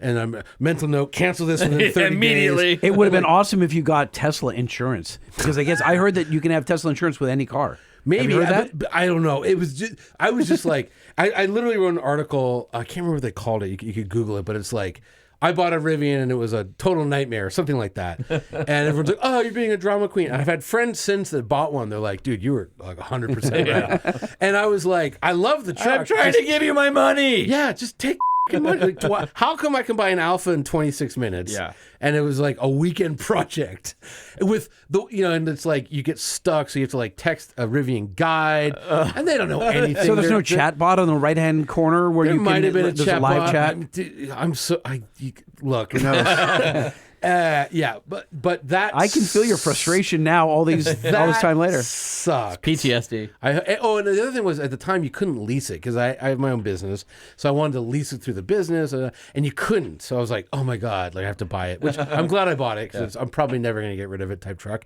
Didn't know that at the time. But yeah, it was the buying process sucked, but we've been super happy. Is it any better now that, have you talked to guys who have bought them in the last couple months? Has it changed or is it still awful? I could pull up a text chain. Oh, it's worse. Really? Oh my god, my friend Steve like literally canceled it. He's like, I'm so frustrated. I'm done. I'm walking away. And then like they called him back and were like, all right. He was putting $5,000 down on a lease and it was X a month. And he said, hey, what if I put $8,000 down and then lowered that? And they're like, oh, we can't do that for whatever reason. Like, why can't you? Don't you have RJ, the founder of Rivian's like text message? Oh, Hey, I'm trying to buy one of these things and support you, dude. At the time I didn't have it, Yeah. and he's not CEOs. I know, They're very I know. nice until they stop talking right, to you. You know what I mean? Yeah. Like I had dinner with Ola Kalinius a little while ago. Who's that? He's the CEO of Mercedes-Benz, Swedish guy. We were up in okay. Arjeplog, Sweden, electric G-Wagon. I feel embarrassed not to know that. Okay. Greg, he's the first non-German to run. It's a big deal, but he's a really cool guy. But I watched him because he was very loosey-goosey at dinner, but he had 1 1/3 beer, and then he's like, bye, because the beer's kicking in, and I forget what it was. He was saying we were asking him something that would have been controversial, and he had a whoa kind of answer, and then he was just gone. I'm out. But good dude. Did they buzz him? Like, did he have the dog collar or No, something? I watched him. Get out of there. Because it was like, we had our beer. It's like, yeah, let's get another round. And he was like, okay. And then So there's a new CEO of a brand that we may have talked about at some point. Okay. Who I met at a certain event, and I said, listen, I've been tied in with this brand for a long time. You're the new guy. I'd really like to get to know you. Oh, I know who this is. And Yeah. he's like, he goes, I live in Orange County. Oh. When I'm not in this other place where my company is, let's get together for lunch or something. I'd like to sit down. Here's my personal cell phone number. PR person looks at me and goes, please don't cut me out of the loop when you're talking to him on his personal cell phone. So we were texting back and forth for a month. Hey, these dates, I'll be in. My trip got moved. Let's do it next time. This This is the president? Yes. And back and forth. And then nothing. It was like so close. I was like, we were gonna go grab lunch and catch. And I was gonna talk about the brand and why it's important and da da da da. And he's like, this is great. I really need to know who the friendlies are. And you live by where I live. Let's it'd be great. And then silence. It's like a guy I know started working at Rivian and in communications and PR. And I was, talking to him. I go, and just so you know, like me and RJ communicate. And he's like, oh God, please don't. But that's how all the PR people, they are. They're deathly afraid of a journalist having an executive's phone number. Oh, so, yeah. Which I loved because there's another executive who would text me in meetings and he'd be like, hey, blah, blah, blah, blah, blah. And I would be, oh yeah, blah, blah, blah, blah, blah. And then I'd have a product planner text me and go, hey, did so-and-so just text you? I'm like, yep. He goes, I thought that sounded like you. He's like, hey, thanks for backing me up. And I'm like, oh, thank God. I didn't tell him not to do what you told him It's to all do. fun until they get mad at you. And then, this is a story I can't quite tell yet on the air, but I don't know if I ever told you this story, but I had a president of a very big car company sent me a very mean message, and I was like, this person could actually have me killed. I think I do know this story. Yeah, I think I told you the story, and I was. Did you write something ill about this person? No, or the company? nothing like. I can't tell it, but it was. They said something to me that they thought was in confidence. I thought they were just saying it out loud. Yeah, and then he wrote about it. I wrote it, Oh. and it was like, how could you screw us like that? Yeah, it was. Were you it was not apologetic good. or were you like, sorry?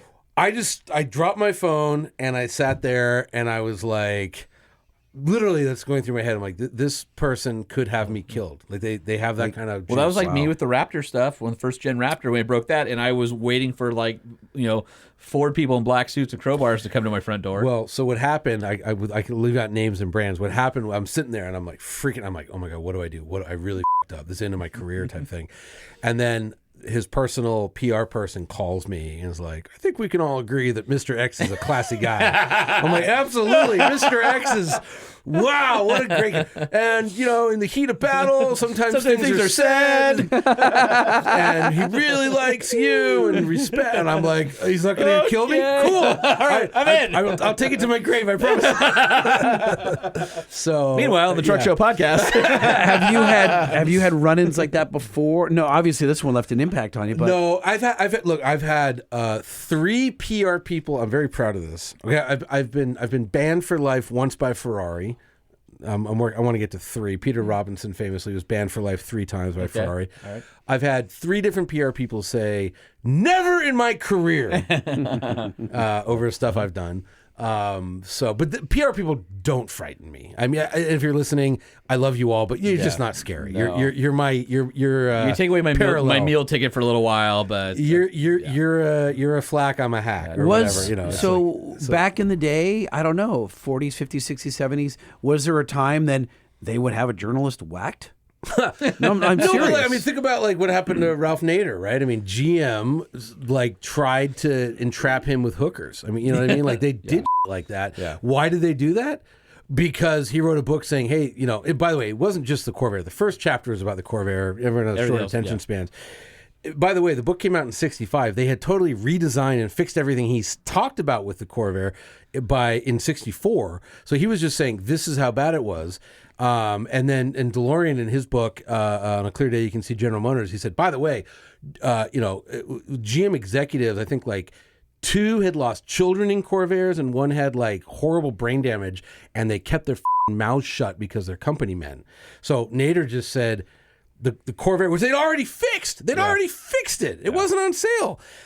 They tried to entrap him, which, by the way, not only did they have to apologize publicly, I forget the name of the CEO at the time, but they had to give him a lot of money to start whatever Nader's Foundation is called, which led to him running for Green Party leader in the 90s, which led to Al Gore losing Florida. So cause and effect. There you go. Butterfly. A butterfly, yeah. So I had about 5 minutes of panic, and I didn't really think he'd kill me, but I really thought he could end my career. So I'll bring this up because you're asking about kind of journalist stuff. Yeah. But back in the 80s and 90s, manufacturers would send a non-compliant car to testing that had a hotter tune, different suspension, and if you looked at them, there's been times where we've gotten cars where the axle tag says "made for Motor Trend," "made for 4-wheeler" or something like that, because they built that car specifically for a test. Not in the 90s. Never heard of that. I mean, recently. I remember a guy. I love telling this story. Marlon Goldberg. Marlon Goldberg is he has a tuning company in LA called Workshop 5001. He's a Porsche hot rodder. Makes $1 million 911s. They're awesome. When I met him, he goes, Motor Trend. He goes, do you remember that yellow 458? I go, yeah, that was one of the best cars I ever drove. He's like, yeah, I built that. I go, huh? He goes, oh, I was doing Ferrari press car engineering at the time. He's like, yeah, I chipped that thing 100 horsepower. I put challenge suspension on all 4 corners. Fooled you idiots. And I'm like, God damn. And then I can't remember what it was, but we had a Z28 for best driver's car. That's dirty. Oh, dude. That's straight dirty. I'll Ferrari's the dirtiest, and they're just brazen about it. But we had this Camaro Z28, which we loved. And apparently this thing, instead of 500 horsepower, or 505, made 540. Apparently it had a very non-factory alignment that would have eaten through tires in 2,000 miles. We were eating through tires anyway, so we didn't bother to check. Yeah. I mean, one time we had an Audi A6, which is garden variety, nice German luxury car. And 0 to 60, let's say at the time, 5.5 seconds, and then a week later we had one that went 4.5 seconds. That's big. And we're like, did we just come down from 10,000 feet? Yeah. And we called Audi. They're like, oh, that one has a different interior trim, so it's lighter. No way. It's not a second lighter. No. Well, so yeah, I remember even when I started my career in the early 2000s. So there would be spies. Certain manufacturers would spy on you, and they would record your own conversation. So I was dating a girl who worked in the internal media for a car company. So internal media is the one that after a press drive would send the newsletter out to all the executives of what the journalists would say. Right. And she's like, hey, you made our internal news. I was like, great. I'm reading it. I'm like, I said that when there were no people around. Oh, they say you got to bleep that. I said that when there was no people around. And she was like, oh, yeah, they record what you guys are saying in the cars. And then use it internally. Oh, no way. Yeah. So I still to this day, I'm always looking for like microphones or cameras pointed at me. Well, they're too small. Like, what am I doing? Pick my nose, and all of a sudden they're like, well, we got nose picker number 4 going on here. Well, we found build sheets, kind of like what you're saying, build for Motor Trend, but we found like, I don't know, build sheets is the wrong term, but it'll be like a big, like 3-foot piece of paper that is like a big spreadsheet that'll say like, rear right quarter window at 70 miles per hour, 60 hertz buzz fixed. Yeah. And so the press cars, and get a little So they're going through everything. And here's especially the of the year ones. Like the standard press cars are kind of like whatever. They get a little extra, love. but not a lot. Yeah. But the of the year cars got. Tobias Moore, who used to be the CEO of AMG, who replaced Ola Kalini, it's just a title back together. Tobias, when we had the AMG GTS, they had 12 of them in Spain, and he was at a track, and he drove all 12 and said, send him the yellow one. That was the best one. Now, they didn't do anything. Now, according to my source, they didn't do anything to it. He just drove 12 and said, that's the best one. How does that, obviously that changes your opinion, and they know you're going to, the reason they're doing all it, so doing it type thing. Okay. Now, look, the Ferrari is a real outlier. I'll give another, I want to hear about Ferrari, and I want to hear about Lamborghini, but I can't wrap my head around the fact that, like, you're going to go and get this, whatever the vehicle is, and you're going to drive it. It's super quiet. There's no NVH, it's just wonderful. And then you hop in weeks later, months later, a friend buys one, and you're like, damn, this is noisy. Or that usually doesn't happen. You know how it's usually like, oh, my car made a rattle, and I took it back to the dealer, and they fixed it. It's just unique to that car. It's not representative of the way the car is supposed to be. Well, except when they're changing suspension and stuff like that. No, I agree. It's a real outlier. But here, I'll give you another one. So we had a Ferrari 488. I can't remember. It was something after that. It was a 488.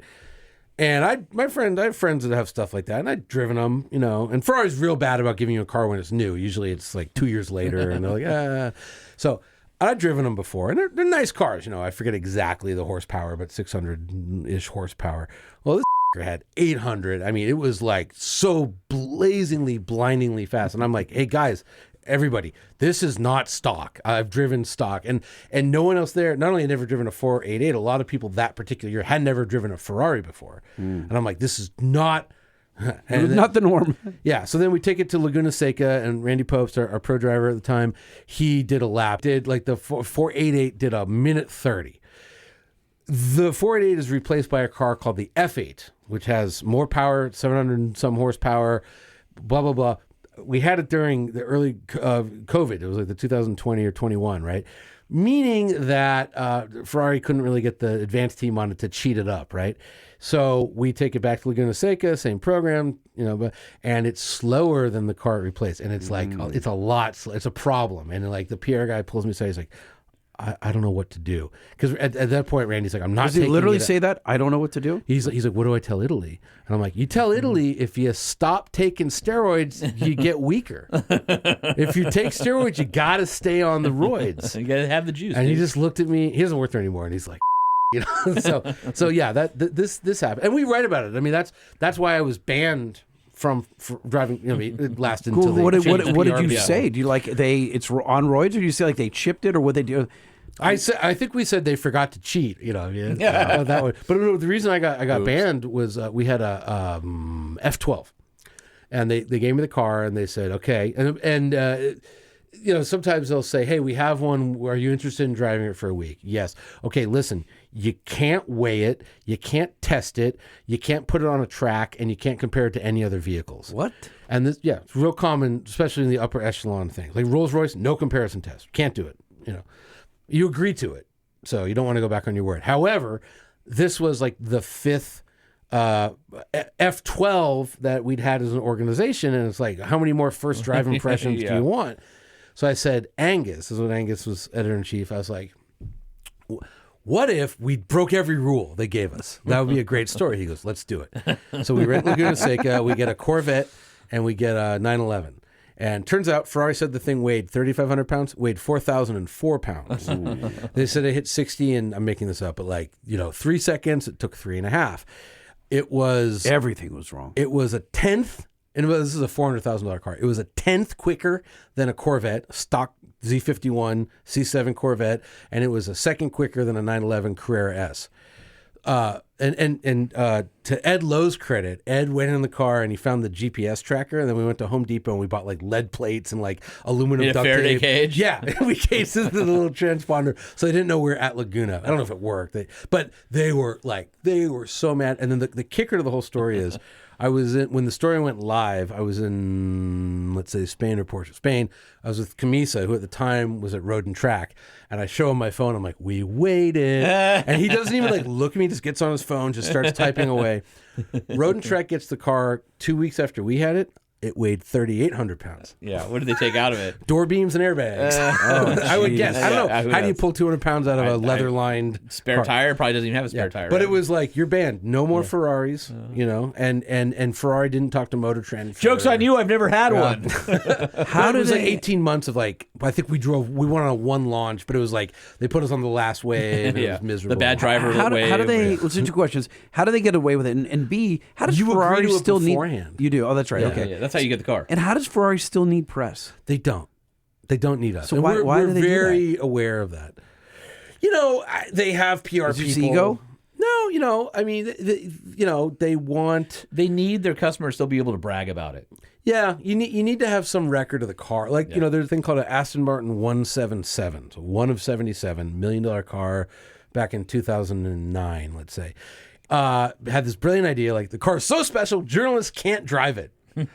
And so now no one really knows anything about them. Yeah. So it's the resale is not high because nobody ever read a story growing up about you read about the F50. This is the greatest car I've ever F40, driven. F50 was oh my God. Yeah, I've been you're right. on The All hype the machine. posters on our walls. I've been an automotive journalist for 30 years. This is the best car I've ever driven. And guess what? That 12-year-old, well, now he's got a widget factory and he's got $4 million burning a hole in his pocket. And he, is he going to buy a 177 or an F50?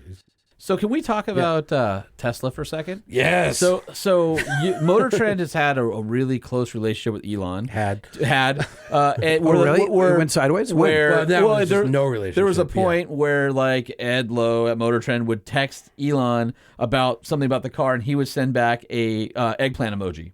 Yeah. Right, on Twitter back before it was X and whatever. Look, I don't think I'm spilling any beans. When they were developing the Model S, because they were in Hawthorne testing at the Hawthorne airport, we would have guys go over and kind of drive. So it. Motor Trend is within 5 miles of that building. Three. Okay. Yeah.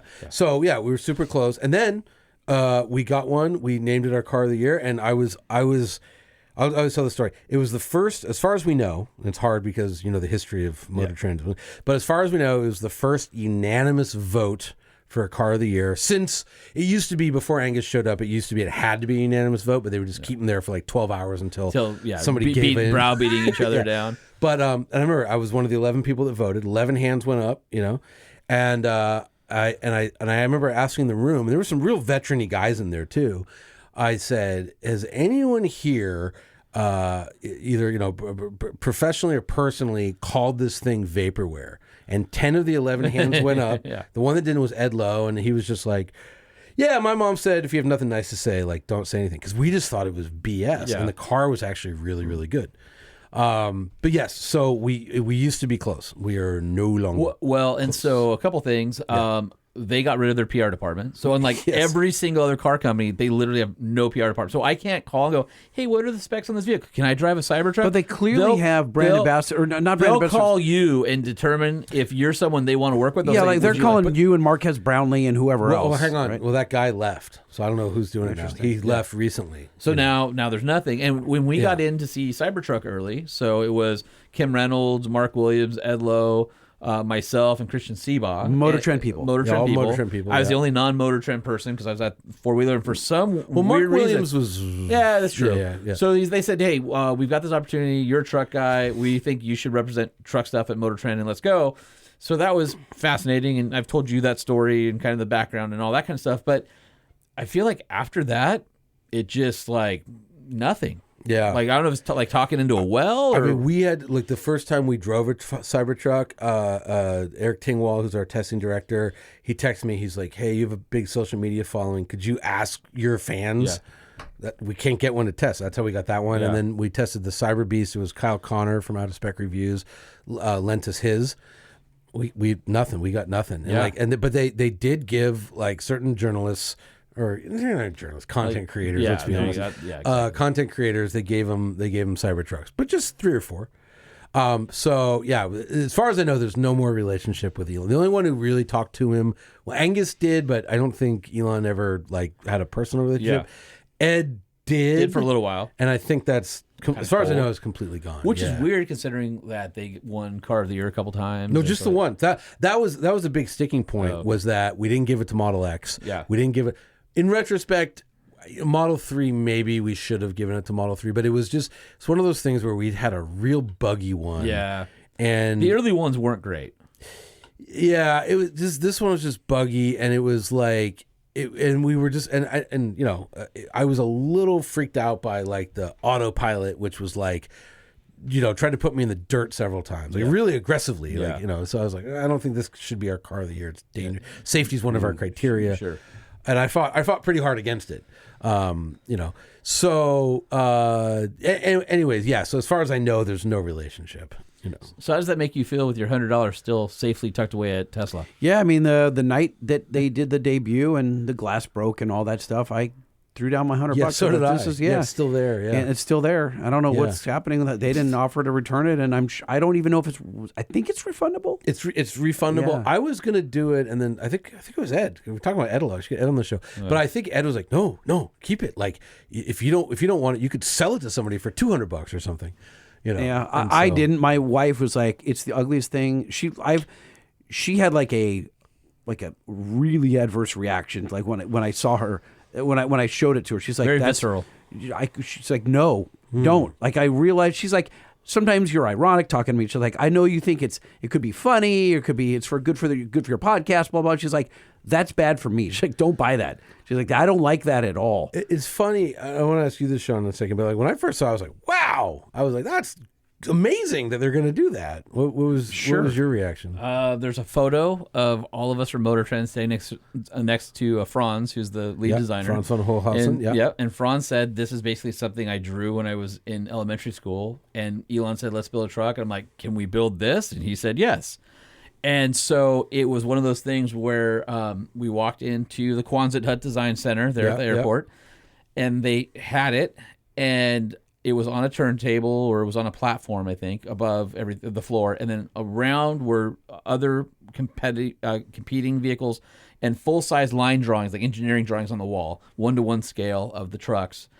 And this thing was sitting there, and we all were like, "Oh man, look at that! That's cool. Hey, where's the Cybertruck?" They're like, "Yeah, that's it." And we were like, "I'm sorry, what?" And honestly, the first time I saw it, I thought it was a joke. Like, there's no way that could be. That's kind real. of what I like about it, is how But- bold. So that's why I bought into it too, because it's so ridiculous. And I get that it's ugly, it's polarizing, it's whatever you want to say. But there's everybody who sees one. It has crazy road presence. When it comes down the road, it's it looks unmistakable. it looks like it came out of a video game. So kudos to them for like breaking the mold. And It was honestly, Tron. the build quality is pretty good. Like when you slam a door on those things, Have it's you like a driven big one? bot. I've been in and out of it. I haven't driven one yet. So I'm, if I may, Yeah. I've driven one.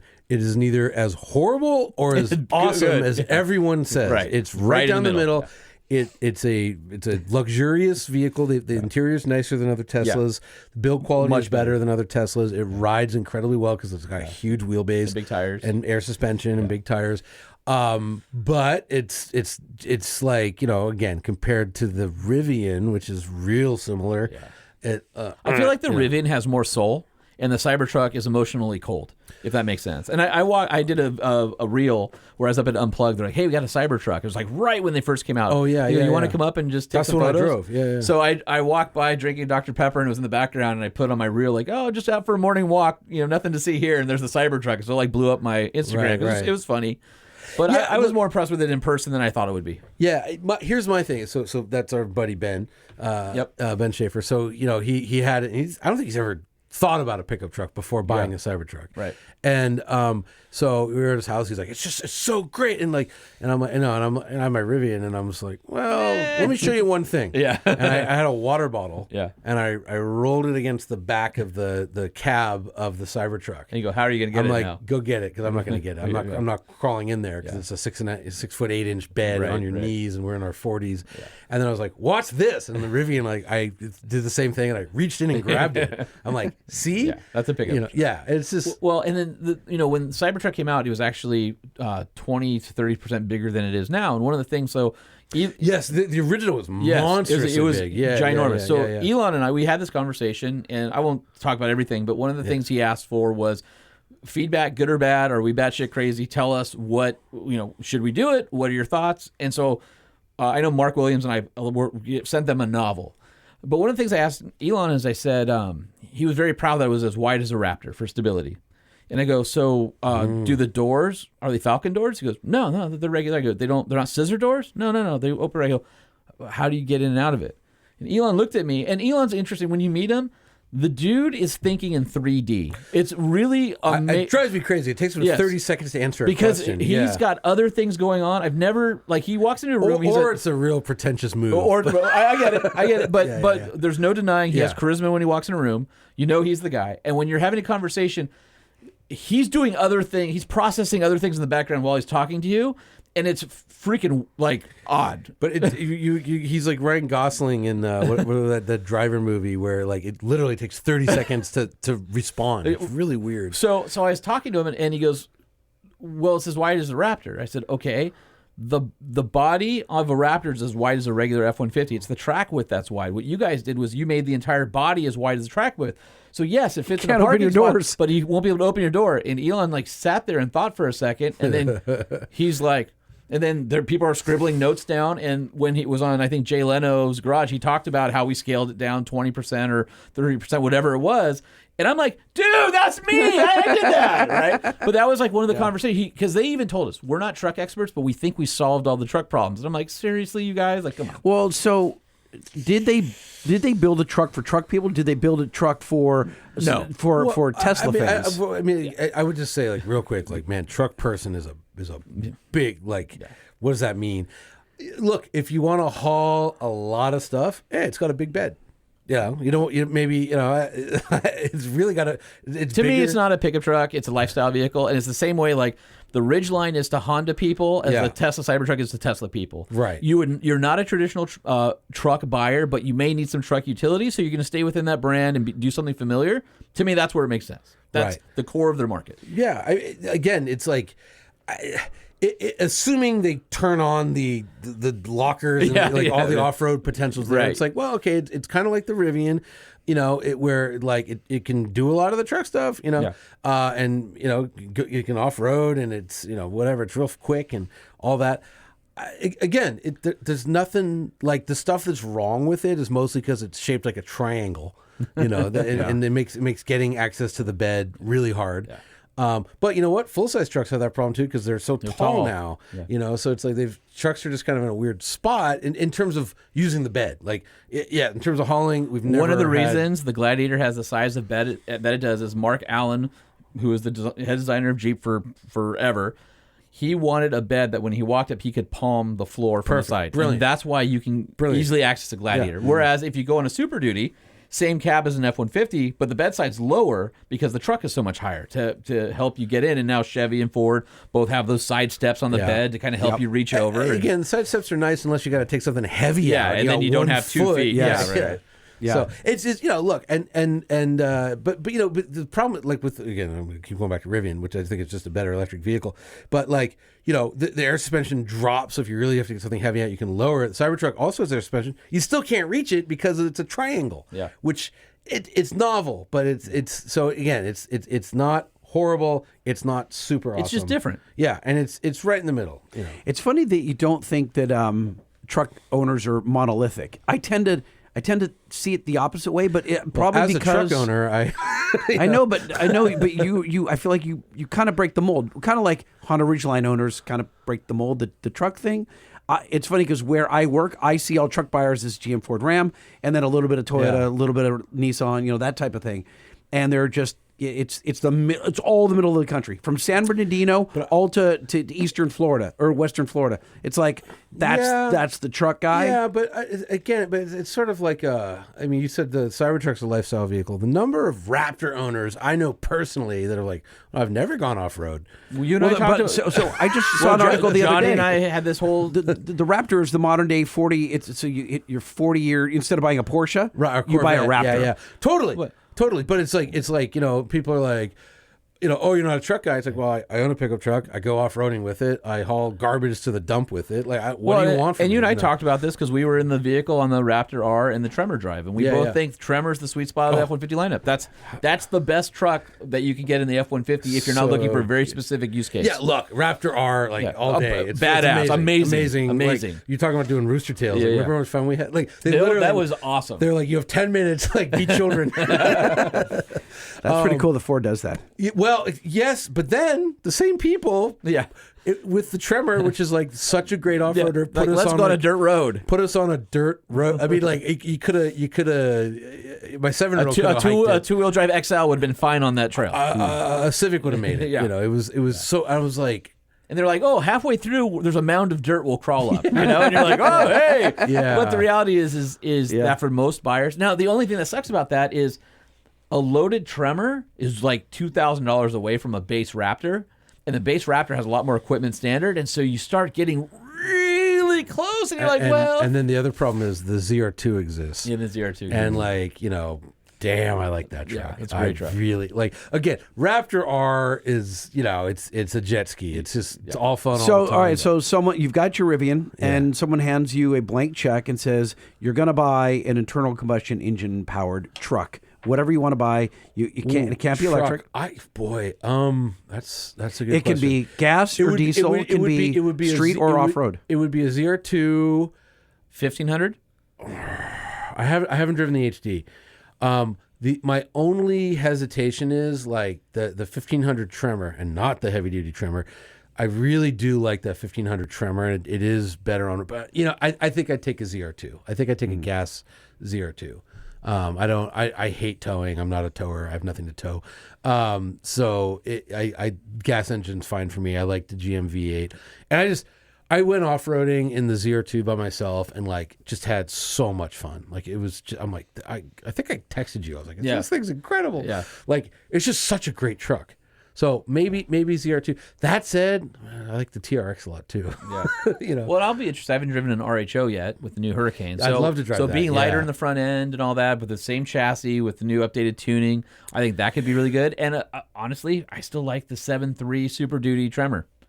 I mean, that for doing heavy stuff and still having off-road capability. Yeah, but it's such a clunker off-road. It's it's just so heavy. Yeah. But the other thing we talked about briefly was we were on the 2024 Raptor R refresh, but we did a thing with the Raptor R, the 2023 and the TRX, and like. Yeah, I guess the Raptor R maybe sounds better or something.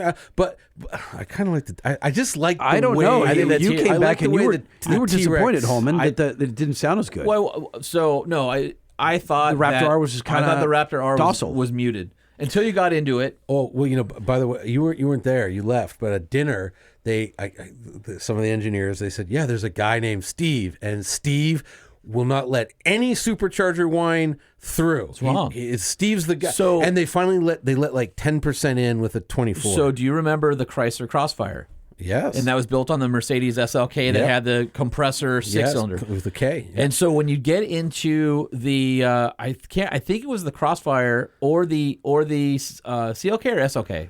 Well, it was the CLK. No, it was the SLK became the CLK. Okay, so when you got into it, the best thing about it was a V6 that was supercharged. there was no supercharged whine at all. And I asked them about it. I go, this is a performance car. And they go, the Germans don't want you to hear the supercharged. And I'm like, what are you talking about? I drive an SL55, an 07 SL55. But I can't hear the freaking blower. And by the way, this tripped me out. Like they designed their own blower. What a great car, by the way. Thank you. Well, not his, but all the rest. By the way, my chair. He doesn't like it. It creaks. It's got some. It's creaks. the Mercedes leather and interior creak that it they does all have. that stuff. Yeah. But dude, it's a good car though. Admit it's in giving great shape. Right? It is. I drove a 1927 W06 Mercedes. And so that's I think it's a 6.8 liter straight six with a supercharger. And the supercharger, when you get to the kick down point of the pedal, that clutches it in. And they call it, I forget how you say it in German, but the elephant, because it makes the literal most insane noise. Yeah. It is because it's such a big supercharger. And it's not going all that fast by supercharger standards. Yeah. But like, oh my God, does that make a weird noise? I was stunned to find out. Kooky. Like I when I first got the car, I'm like, I wonder who's. It's not a Magnuson. It's not one of the American brands. Like who. And I dug as far as I could, and it's all Mercedes. It's all it's them. AMG, yeah. It was. I was like, how much did this cost to develop? It's AMG. That's what they did. All of it. It's incredible. Yeah, that's a beautiful car too. Yeah, I I may have straight by. Yeah, hey, you should bleep that out. Yeah. So it sounds good. I know where you live. Sounds Arizona's really fine. good. Yeah. In Mexico. Yeah. I mean, you definitely hear when I'll be in the shed and he'll pull up and I'm like, oh, Jay's here. What do you think the future is, Johnny, of full-size pickups and electrification? Oh, they're all going electric. I mean, look, the industry's going electric. Like, yeah, it's gonna be hard to sell pickup trucks in Nebraska that are EVs, but like it's just there's every advantage to EV. At what point though? But you said you admitted you're not hip to towing because you don't have a boat, you don't have a travel trailer, whatever. You're not towing hay. Yeah. We've seen all the stuff from TFL Truck and everybody else who are doing these gauntlet things, towing trailers, and it absolutely murders the distance you can travel when you're towing. Yeah. So, but you know what? Here's the thing: battery technology will get better. Sure. Well, and I tend to think that it's not going to be full EV. I think it'll be electrification. I think there'll be heavy-duty trucks will probably be hybrids. I don't like plug-in hybrids for a couple of reasons. Now, if you're talking about the new Ram Charger thing, I got to drive it first. Yeah. But like my thing with plug-in hybrids, and I wrote an article which they changed the title to. And I read your article because I believe I have the opposite view. So that's good. And I was going to say I was disappointed so far in this episode because I haven't disagreed with anything he said tonight. He's a very reasonable guy. So I just I drove the new Toyota Prius Prime, and as a Toyota owner, I'm just kidding. So I drove the new Prius Prime. That's the plug-in hybrid one, and I was like, God, this thing's great. Yeah. Until the battery went dead after 36 miles, and a 2-liter Atkinson cycle CVT powertrain kicked on, and I'm like, this absolutely sucks. This is why I don't like Priuses. Yeah. So I feel you get the worst of both worlds. I feel Occam's razor tells us. And the other thing I would say, and I feel you get the best of both worlds because, like in the case of our 4xe, my wife's commute is 10 miles, and she has 25 miles on a charge, so she can be on EV for her short trips, and then we can go to Colorado tomorrow if we want to. Yeah, but I can go to Colorado. Like trust me, you can go to Colorado in a Rivian just or whatever, an EV just fine. The other thing I would say is plug-in hybrids are supposed to be this bridge technology to get us from internal combustion to electric. Well, guess what? EVs are outselling plug-in hybrids already. So it's like if the end of the bridge is more popular than the bridge, what do you need the bridge for? Now, again, it is totally legit. Like it's towing kind of sucks for a lot of reasons in an EV. But you talk to people that like move their horses around. Boy, nothing's better than like a Rivian for that. There's no transmission. You have instant torque. The animals love it. They're not as long as you're going jostled. short distances. Well, what's short? 100 miles? You can do 100 miles easy. You know what I mean? It's a vehicle with a 300-mile range, even if you cut it in half. Could you do 100 miles towing, uphill terrain with like Clydesdales? Yes. Okay. Yeah, because it can tow 11,000 pounds. It's mostly an aero. It's not the weight; it's the aero effect. Yeah. And by the way, you know this. I mean, diesel trucks get their range cut in half too when they tow. Sure. However, great infrastructure, a little easier, right? Great, and like here's the other thing. Like Tesla, which is crazy to me. Like the Cybertruck Well, you got to nose it in to charge it. You can't do a pull through. Well, that's what I don't understand is they want to sell EVs to truck people, but they don't have pull-through chargers. It's insane. So when you have a trailer, I have never seen a pull-through charger. Yeah, the closest would be like I think like some of the Rivian Adventure networks, a couple of them. Yeah. But no, you're 100. Look, the towing is the most legit thing. Criticism you can make about EV trucks. Yeah. But look, internal combustion we've had 140 years, right? It's a mature, advanced technology, real modern software-defined electric vehicles. We're in like the top of the first, bottom of the second. I mean, or it's bottom of the first, top. I'm trying to make a sports metaphor. It's failing bad. Well done. Yeah, Bottom of We the know first, what top you're of the saying. second. I got you. We're We're in the very beginning. Yeah. Of It's that ball the sport infancy. where the thing is going to go over the line and score the point. So everyone talks about solid Next state time, batteries. only badminton analogies, please. Yeah. Pickleball. Yeah.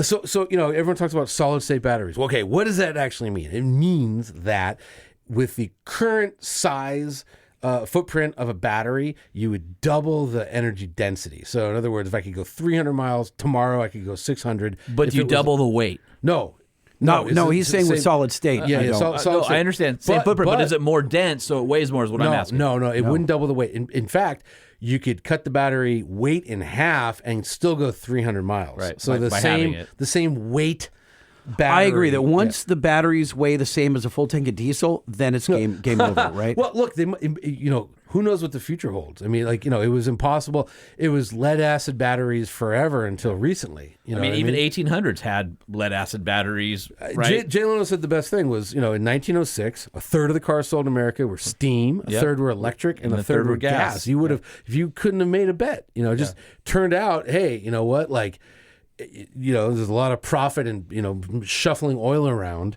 and is relatively easy, but it's just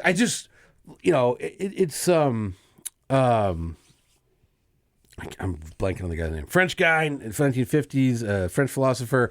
He was talking about rebuilding France after the Second World War, and he brings up the Citroën DS, right? And his point was that back when churches were really intricate and pretty and all that, the best minds were building churches. And then fast forward to the 1950s, the best minds in France are building the Citroën DS. Well, today, the best minds are not developing internal combustion engines. Sure. They're software people.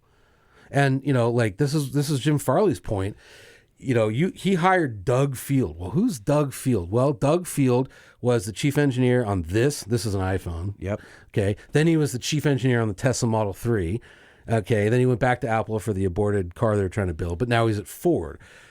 So you have one of the smartest human beings on earth who's running Ford's electric vehicles. They're gonna get really good. We're early days now. I almost got kicked off the trip before we left because I'm like, obviously this is vaporware. This is another Byton. And we're all going to be stuck in the woods. Wait. So you were saying that about the Rivian? Before we drove it. Before the because drive. I was because we had a lot of... we had months of meetings and planning. It was so much They were literally nonsense. plopping in charging stations where they didn't exist to basically be there for this trip and then be left behind. We were putting in home chargers essentially at hotels Motel 6s and, in Kentucky or wherever, Oklahoma.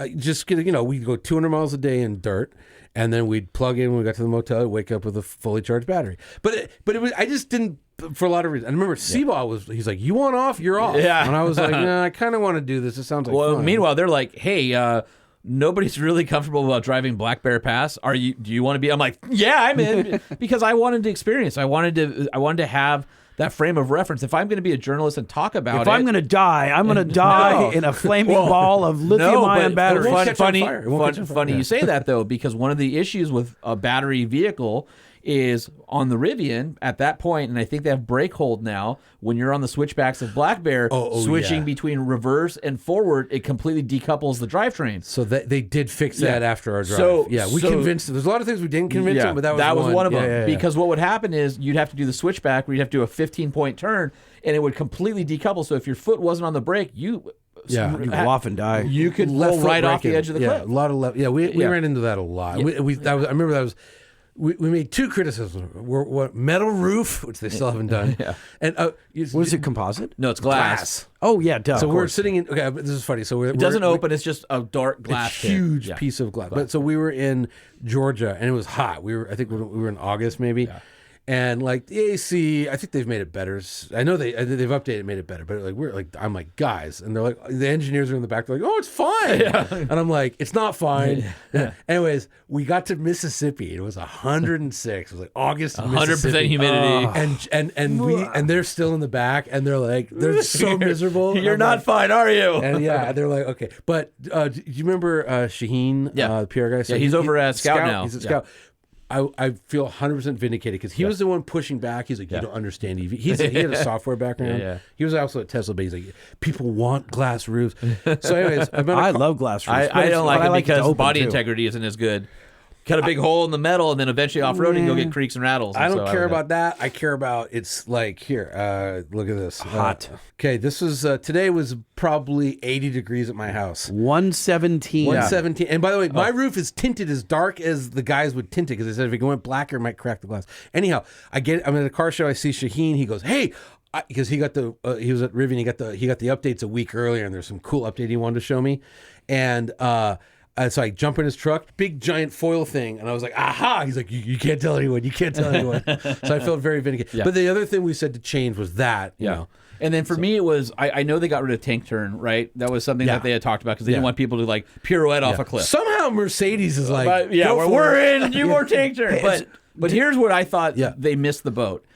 I thought, so there's two things. One is they're unique in the marketplace because they have a quad motor. So if you look at a Lightning, you look at a GM Ultium platform, which is a 3-motor. The Mercedes is quad. That's the only one. Yeah. So the uniqueness about that is with air suspension, you could, or active suspension, if you could pull a wheel up and spin the tires one at a time to clear the tread, you wouldn't get packed in with mud. And then the other thing that I thought that they didn't recognize, I said, tank turn is this gimmicky thing, but if you're stuck in mud ruts, why couldn't you use tank turn like this sideways to just pop you out of the ruts? Or they missed a lot. I mean, Mercedes has, they call it the G turn, I believe, and it's what the Land Cruisers have had where they break the inside wheel. Well, imagine just spinning the left wheels backwards and the right wheels forward, and you spin inside your you do a footprint. slow tank turn. Yeah, the Ford has it now with the locked the brake, inside wheel. But like, so that's Mercedes has G turn, so you can do these instead of having to do a 15-point turn on Black Bear, it just spins in place.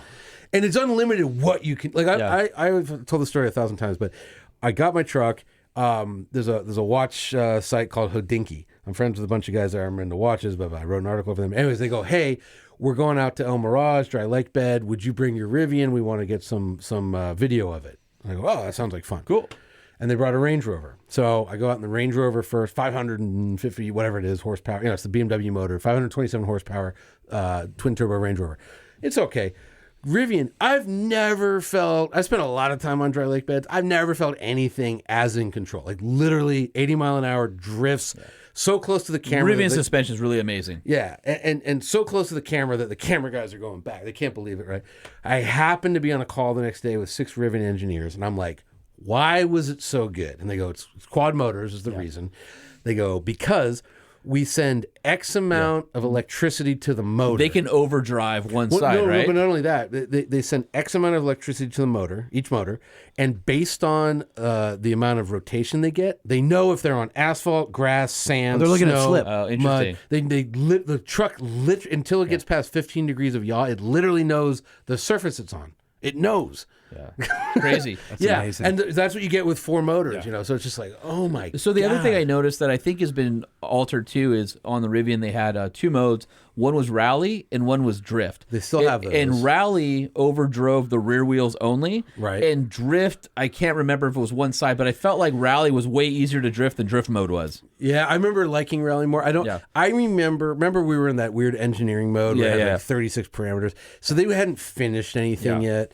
I think they've improved that. And also, since I've owned the truck, they're constantly updating the suspension and the modes. And you're getting everything. you're getting a new vehicle every time they do it. It's almost like your iPhone being updated with new features overnight. Yeah, you but wake up and you're like, oh, cool. And I mean, they're so good that the Volkswagen Group just gave them $5 billion for their software. Which we talked about in the last episode. But that's how good their software is. And it's like, and I tell people, like, when I bought the truck, because I have the off-road tires, I went to bed one night, I had 270 miles of range. I woke up the next day, 285, just from a software tweak. Didn't have camp mode, now it has camp mode. Didn't have pet mode, now it has pet mode. It is the gift that keeps on giving. Yeah, and it's great. And now we're about to get the new update where they've added in, if you turn on the blinker, it'll pop up a camera view on the screen so you can see your blind spot. Kind of like old Hondas on the right Hondas camera. And Hyundais do that. But hey, they're just imagine you bought the car free. and now you have it. Yeah, they have it. I've got a hack with the taser that'll do that on my TRX. Do you? Yeah, it's a hack that'll do that. Yeah, it's kind of cool. Awesome. Yeah, but again, like I was saying with the load leveling, because when you put weight in the vehicle, it has sensors, it knows it went down, so now it can automatically. That's coming in the next update. That's wow. Well, I'm super interested. So obviously, one of our friends left General Motors and is over at Rivian PR now. And I reached out to him, and I'm like, hey, I'm off the list, and I've got this off-road magazine that I do. We should talk. So he's like, oh, man, we're just up in your media list now. We're going to get you on it and all that. Nice, so I'm hoping I get a chance to drive the new truck, because I haven't driven a Rivian since we did Cerro Gordo, which was after our Transamerica trip. Right. So. Yeah, and the new trucks are insane. I mean, look, I'm sure you talked about this, but like going from 17 to 7 ECUs, removing 1.6 miles of wiring, obviously is a win. And when I don't know if you picked up on this, but so the Cyber Beast with 3 motors makes 845 horsepower. The Rivian Trimotor 850, the Model X Plaid 1020 horsepower, the new Quad 1025. I love it. I know. It doesn't matter what the medium is, but horsepower wars are always good. Always. That's why heavy duty trucks are the greatest thing. Well, here's it's the like, thing. you make 900 pound-feet of torque. Dork. So here's the thing that I'm like, I said this about Hummer. I think that's a showpiece. It's not really a serious EV vehicle, other than like a tech showpiece, right? Like I don't know that vehicle. Have you got to like goof off in one? Oh, they're fun. Yeah. No, party tricks left and right. Yeah. But So I think much fun. I think it's a showcase. Yeah. Exactly. To me, it's like Hummer got in trouble back in the in the 90s or early 2000s, whatever. When the dealerships were getting lit on fire. No, they got in trouble because sentiment in the marketplace changed. They're like, brash, in-your-face American, no apologies. Gas was cheap, and all of a sudden the economy tanked, and they're like, whoa. Conspicuous consumption. Yeah, here you go. Yeah. But they're going to get in the same thing once electron efficiency becomes a thing and people understand kilowatt per mile. Sure. And they go, the Hummer's 1.2 and the Rivian is 4.0 or 3.7. At best case, Rivian's like 2.7. But I will just say that even making whatever the Hummer does is still more efficient than the Prius. Because gasoline engines, although that Prius looks pretty nice. It does look nice, but gasoline engines just aren't efficient, and EVs are inherently efficient. But that big battery, it is paying dividends with the Silverado. And again, I haven't driven one. I don't know much about it. I watched this guy, Clay O'Connor, on Out of Spec Reviews. But like, you could tow really far with an EV suddenly because it's got a massive battery. But you also get the point of diminishing returns because the weight and efficiency, and unlike a gas tank that gets lighter as you use it, the electrons don't weigh anything, right? So you're always pulling around that mass. So, I mean, that's good and bad. The good side of it is it's a great tow rig in the sense of stability. But you're also not getting more efficient as you're going either. Well, so, but I'm a tank of diesel. Like, was it 8 pounds a gallon times 40 or whatever? Usually they're in the it's like 250 pounds, like taking me out. In their mid 30s. Yeah, it's not. It's not. It's not that much. Yeah. But no, it's real heavy. It is real heavy, and that But again, that I assume what I hear right now is like in a laboratory. You can make a solid state battery work. The second you try to put it into production, there's some manufacturing flaw.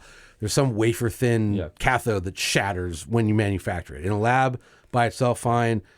And we'll figure it out. And I talked to a real expert. This dude, NASA hired him to do the batteries on a Venus rover where your temperature spread is minus 200 to plus 900. Yeah. And so he had to come up with 3 different batteries that work. But anyway, he said by 2028, 29, he believes you'll see solid state batteries hit the market. But even the new G-Wagon, it's I forget the size, 126 kilowatt hour battery, probably going to be EPA rated, 260 miles. Silently, Mercedes put out a press release and said, by the way, in 18 months, we'll have a new battery chemistry where we're going to replace the graphite cathode with a silicon cathode, increase range by 20%. I mean, that's huge. Didn't Porsche just do something like that? Massive with the Taycan. Yeah, whole new battery chemistry. And so not only did they effectively add 100 more miles of range to the same size battery, but it It's lightning fast charging. Like it can, like this guy Kyle. By the way, if you want to know anything about 800 EVs, volt architecture or 400? it's 800 volt architecture, but it can take in 300 kilowatts. Like Wow, he has his video in Germany. He's on a big charger and it's pulling over 300 kilowatts. That's a lot. The whole time. Yeah. It's just like, And he's causing a brownout in the city. it's just like, No, but the diesel engine behind it, Right, behind yeah, that yeah. wall next God, door. I have so many more is questions. still more efficient. So what happens? What happens when in 10 years? Yeah. Well, I guess will the adoption of EVs outpace the ability to supply the electricity to the homes? Probably not. And here's the other thing that's interesting, right? Most EV owners charge at night. Well, we have a surplus of energy at night, right? Especially with batteries.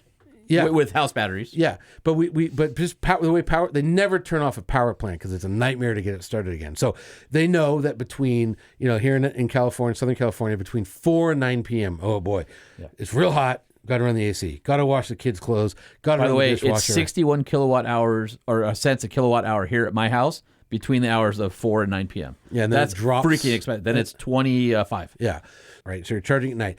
The last I heard. But what happens with Johnny when every house on Holman's Block is all charging at 2 a.m.? Okay, so basically, there's a difference between the residential and the commercial grid. So 20% of the power in California is residential, 80% is for commercial use. If everybody tomorrow switched to EV on the commercial grid side, you'd have to increase that capacity by 27%. Only 27%. They're increasing the size of the commercial, of the residential by 2% a year, which will be enough. The other thing is, and it's so hard to explain this, we're on the cusp of what's called intelligent charging. So imagine this. It's 4 o'clock, early September, it's 110 degrees outside. And instead of saying, hey, don't charge your cars, don't run your washing machines, plug in your EVs, and we're going to pull energy out of your batteries. So and we'll put it back in at 9 p.m. So they're calling this virtual power plants, so VPP. So I'm actually working with a solar company right now to look at my house. We looked at a 7.2 kilowatt system. Go bigger. Which is 123% of my current usage, right? Still go bigger. I understand.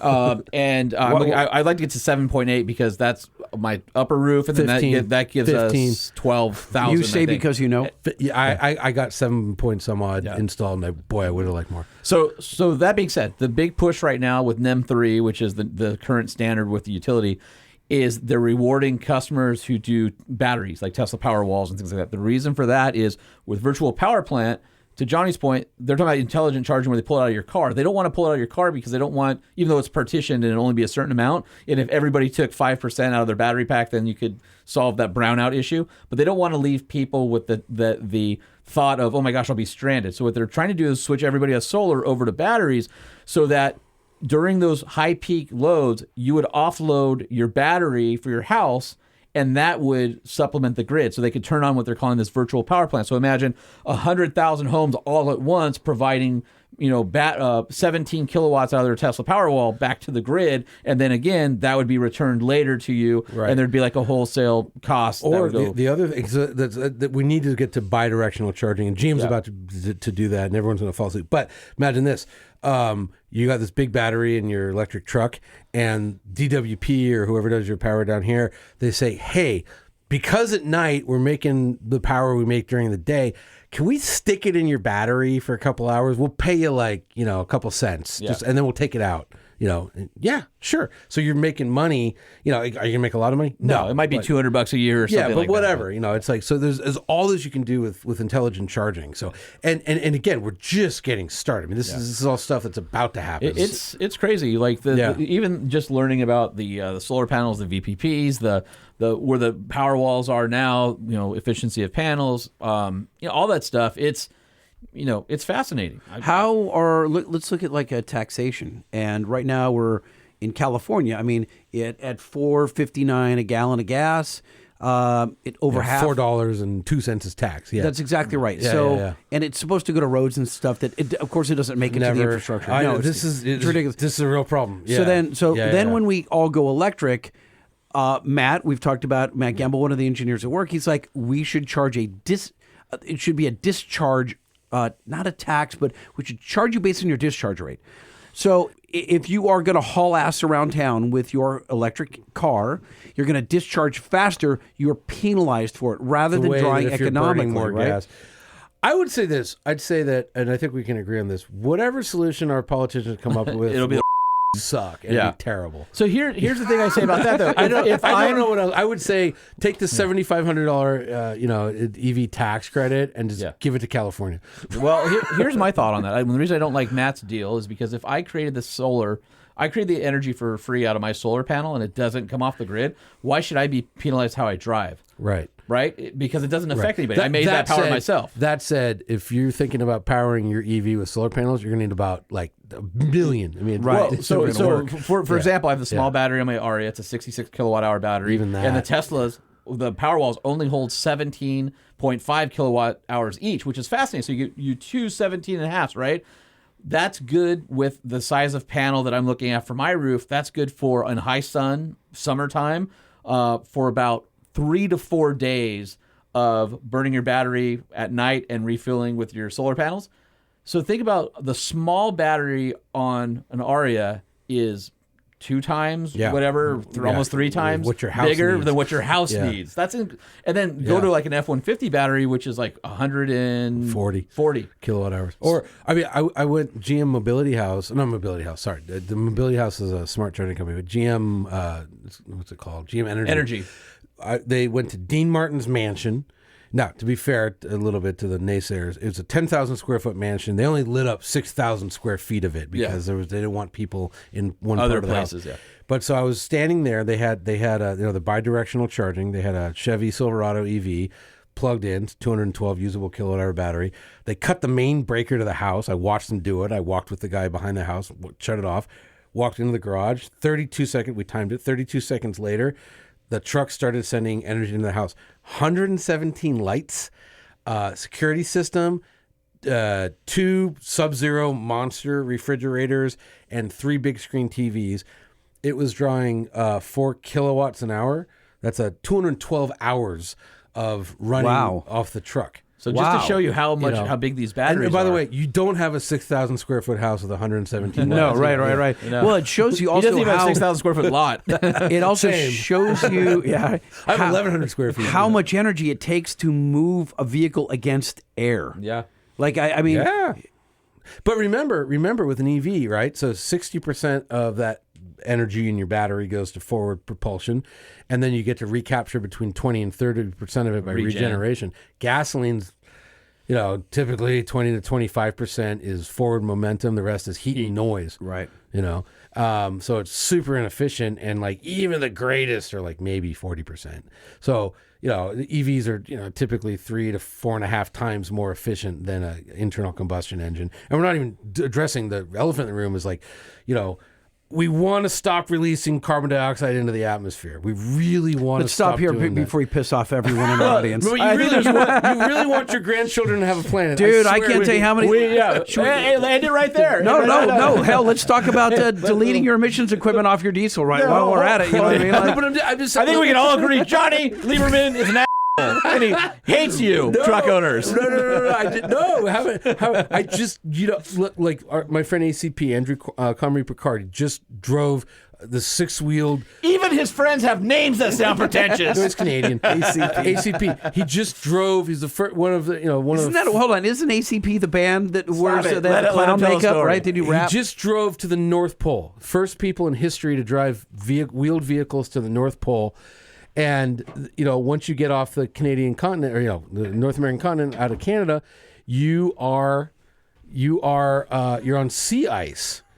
And and he was talking about how they had to walk in front of the vehicles with spears and like stab the ice to make sure. And then I said, well, what happened if it was thin? He goes, oh, you just fall in. And so he'd fallen in. These are amphibious vehicles. They're called Yemelas, I believe. And we're talking to him, and he's like, the thing is, like, not only we're the first, we're definitely the last because the ice is gone. He's like, no one will ever be able to do this again because the planet's heating up. It's like, so we just just want my grandchildren to have a planet. Like. See, people, Jonny Lieberman has a soul, and he just wants his grandchildren to have a planet. Again, the planet will be here. It's we've seen massive species extinction before. Like it happens. You're saying we might be the species that becomes extinct? I mean, we are. Okay, Greta, calm down. We are the frog. Look, look. I just bought a gas car. I'm a total hypocrite. But we are the frogs in the boiling water. By the way, it's getting hot in here. he just undid that. The whole point of the letters that were given, Jonny Lieberman's a hypocrite. No, I want more. They can't write that letter anymore. I'm a super hypocrite. I've been to Europe 3 times in the last 5 weeks. On luxury airplanes. Oh, business all the way, baby. I have so many frequent flyer miles, you wouldn't believe it. Actually, I can show you. Can I borrow some? Because I'm No. going to Italy in No, September, and Look at this. it's expensive as I hell. don't want to know yours. You're Mine going are- to freak out. Look at this. Yeah, baby. Oh my God, 1.5 million miles. Yeah, Here's where. Okay. Holy mackerel! Oh, you got. I mean, nothing. You got not half a bad for million. not flying in the not last 2 bad. years, Not right? bad No at all. Europe trips in the last 2 years. That's all domestic That's right pretty there. good, baby. That's a know. lot. Wow. I think my lifetime's about 750, so did all right. I wish I could have gotten million milers so I could have silver forever, but I got 1 million. I'm getting close to 2 million, and it is helpful. Yeah. It is like I had this. Yeah, that's another. I another just show. hope to be as ingratiated back into the European community as you have been. I've been banned, I think, from Land Rover because they don't call me anymore after I made fun of their designers' pointy shoes and funny. Oh well, he's a lot. He's extra. He's a lot. He's a lot. And He's I a don't lot. think they like real me. quick before we end it. Yeah. What's so bad about the Defender? It's just because it's not body on frame. I mean, it's basically a Newport Beach minivan with swinging doors. Oh, totally. But it's good. I did some. Here's what I don't like about it. I'll be totally honest. I mean, I know there's no transfer case. No, there's you get 4 low on Is there a some low? yeah, Okay, but here's the deal. They said we fixed all of our electronics, and then when we had our of the year, all the electronics for the screen went out, and there's no secondary controls, so we could no longer control 4-wheel drive or lockers or any of those things. Again, the smartest guys in the world are now writing software. Oh, Yeah, so yeah. let's hope that they. And then I don't like. It's kind of like Jeep. You can IRS, IFS everything. Like, be modern, be. Oh, I get But it. you know Yeah, what? yeah. Have Leave the the Jeep. icon Yeah, be leave the the icon, Jeep. right? Like, here's my deal. If they would have called that the Defender 6 Right. or the Discovery 6 and yeah. not the Defender, Right. I'd have zero problems with it. I So that's where I'm coming totally from. understood. Because I took the thing. Dynamically, it rides great. It handles great. The powertrain, especially the turbocharged straight 6 with V8, are really awesome. Very nice. I did some kooky off-roading. In fact, I remember I went to the up in Carmel Valley at the Land Rover. They have a little off-road adventure park, whatever you call it, and they had a mud pit that was super dry out, and they filled it with water, and it was like sludge. Ugh. And they had a dude, third-party guy, not a Land Rover guy, and he's like, "Bro, you ain't making it." And I'm like, "I'll make it." Challenge accepted. Yeah, he's like, "You ain't making it." I'm like, "What do you mean?" He's like, "We were testing it, and like we all got stuck." I'm like, "I guarantee I make it," and I made it. Yeah. A couple times in a row because we're shooting video. How did you do it and they couldn't? Magic. Yeah, who knows? You just knew how to do it? No, Whatever the sludge was just right I or got something. lucky. Yeah. Yeah, I totally got lucky. But he I think what he thought was like I would have no off-road ability. And I actually have, like, the first press car I ever drove was a Range Rover when I was 15 and a half. My friend's dad, big off-roader. He worked for Trailer Life magazine. And I guarantee you that they've added water to that, and so it still had a firm bottom. Whereas if you're testing over again, the bottom is roached. It was super not a firm bottom. In fact, the car was like going about no, 20 yeah. degrees. It was Sweet. like, ooh. Sounds like fun. But you know, I spent a lot of time off. Anyways, so I was like, I never got the criticism because it's good off road. Yeah. Now I get what you're saying about the icon. The only thing I'll say is if you've ever gone to the factory, the fucking Defender line. I mean, it looked like a World War II like airplane assembly. I loved every bit about that. men Cool. pulling chains. Okay, so then where do you feel about Grenadier then? Because that's what should have been the Defender. I would love to drive one. I saw one. I crawled around one, and I'm like, "This is cool." And it looks like an aircraft. Like everything's a button. It's very. The only thing I'll say is the suspension is very Wrangler JL, so it's very very similar geometry on that.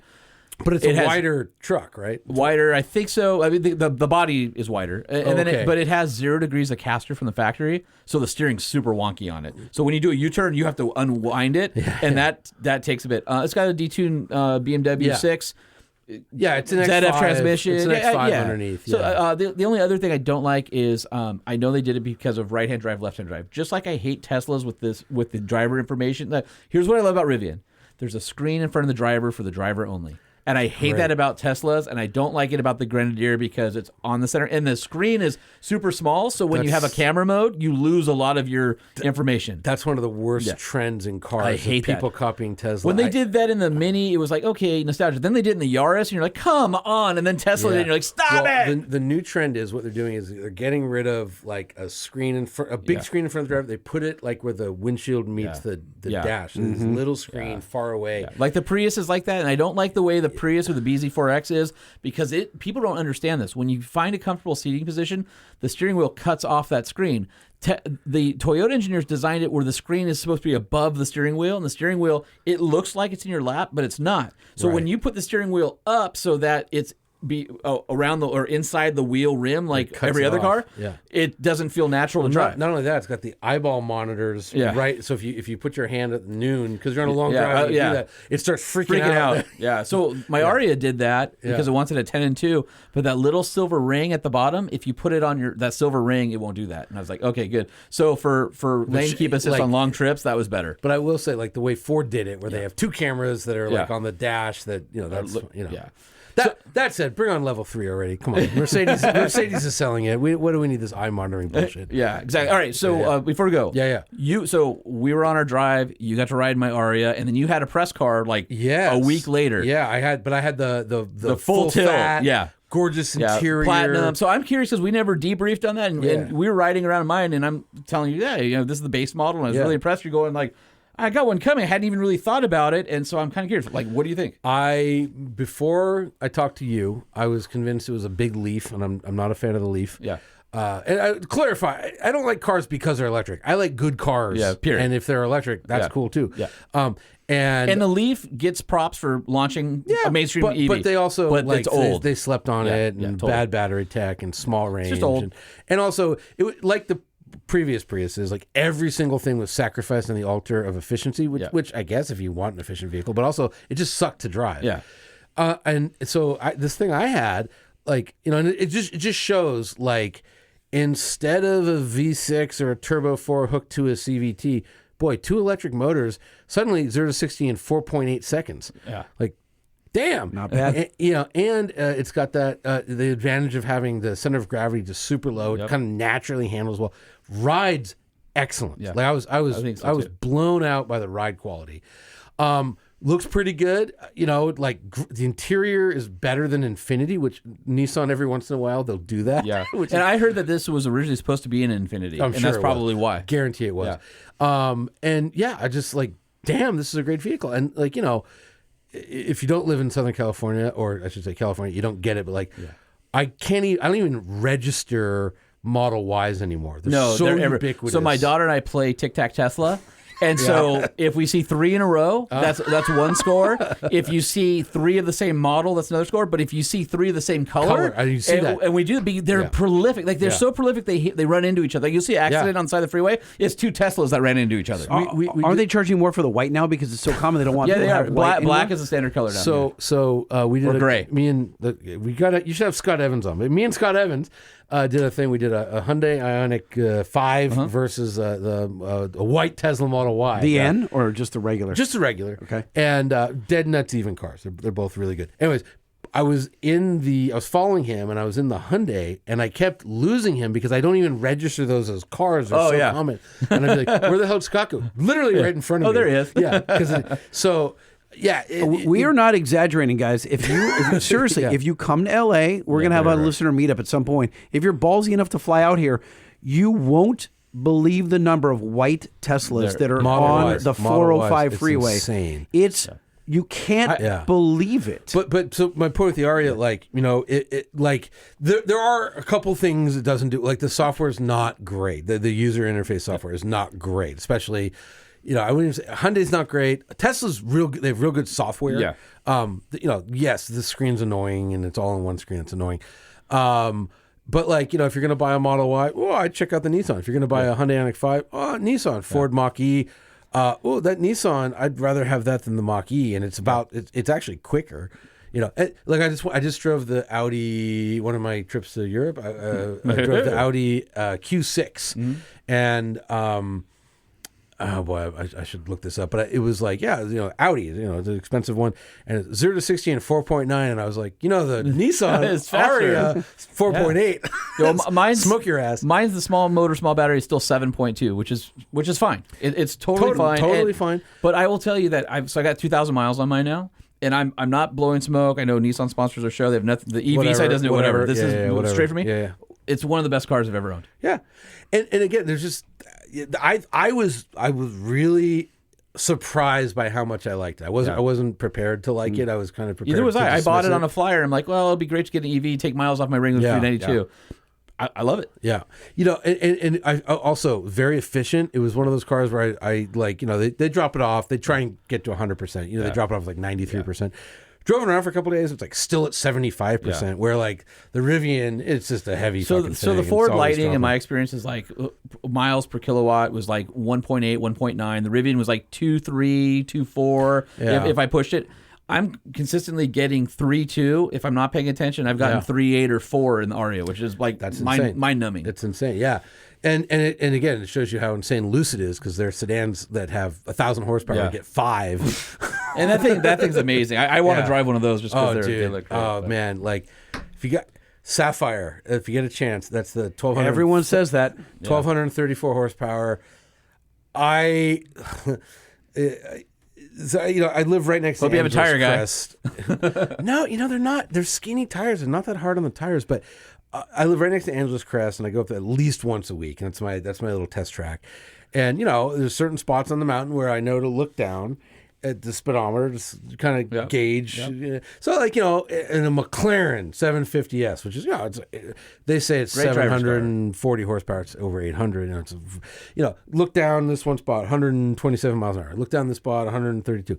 The Sapphire, 143, 145. Oh like, my it's God. Just a freight train. I know Angeles Crest. Where are you doing 145? There's a couple spots. In Mexico, Lightning. Oh my God. Angeles Crest. I mean, Mexico. I don't know it as well as you do. I mean, I go up like once every couple of months, but like, that's booking. Dude, it books. Yeah. Damn. Okay, listen, here's the deal, guys. I'm going to wrap up the end of this episode, and if you like Johnny, you're going to come back in a couple of days, because he's going to be on our short episode that's all news. You don't know this, Johnny, but you're in the next one. You're staying for a few minutes. The truck show. Oh. All right, if you want to follow us on social, at Truck Show Podcast, at LBC Lighting, at Sean P. Holman, or you can give us a call on the 5-star hotline, 657-205-6105.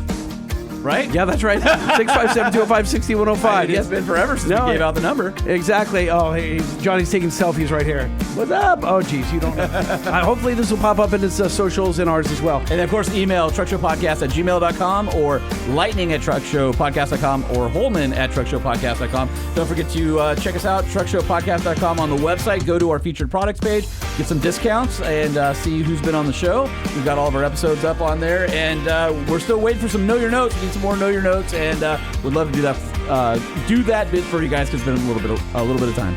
All right, so this is where normally we take Nissan, but you just did a giant 10-minute chunk on Nissan. No, you know what? They're the presenting sponsor for like the past 6 years, so I'm cool with saying thank you, Nissan. So if you're in the market for a Nissan truck or a Aria, head on down to your local Nissan dealer, NissanUSA.com. You can build and price or try out your Nissan at home if you want them to bring you one to check out and not have to go to the dealership. And when you need well said. And when you're looking for parts for your full size half-ton, 3/4 ton, 1 ton diesel pickup truck, Banks Power is the place. Head over to bankspower.com. Cold air intakes, exhaust systems, monster rams that'll save your Cummins from griddy or bolt failure. iDash, if you're looking for the most powerful compact 52mm gauge on the planet, bankspower.com has what you're looking for. Right, and AMSOIL, the first in synthetics, they have the best lubricants for any vehicle, no matter what it is. AMSOIL.com, you can check out their free catalog and figure out the best place to order it. All right, and last but not least, our friends over at EGR. Spectacularly awesome roll track, electric or manual. You need fender flares. You need any other truck accessories like their new VSL LED lights. EGR USA is the place to go. Awesome accessories for whatever you drive. The Truck Show podcast is a production of Truck Famous LLC. This podcast was created by Sean Homan and Jay Tillis with production elements by DJ Omar Khan. If you like what you've heard, please open your Apple Podcast or Spotify app and give us a 5-star rating. And if you're a fan, there's no better way to show your support than by patronizing our sponsors. Some vehicles may have been harmed during the making of this podcast.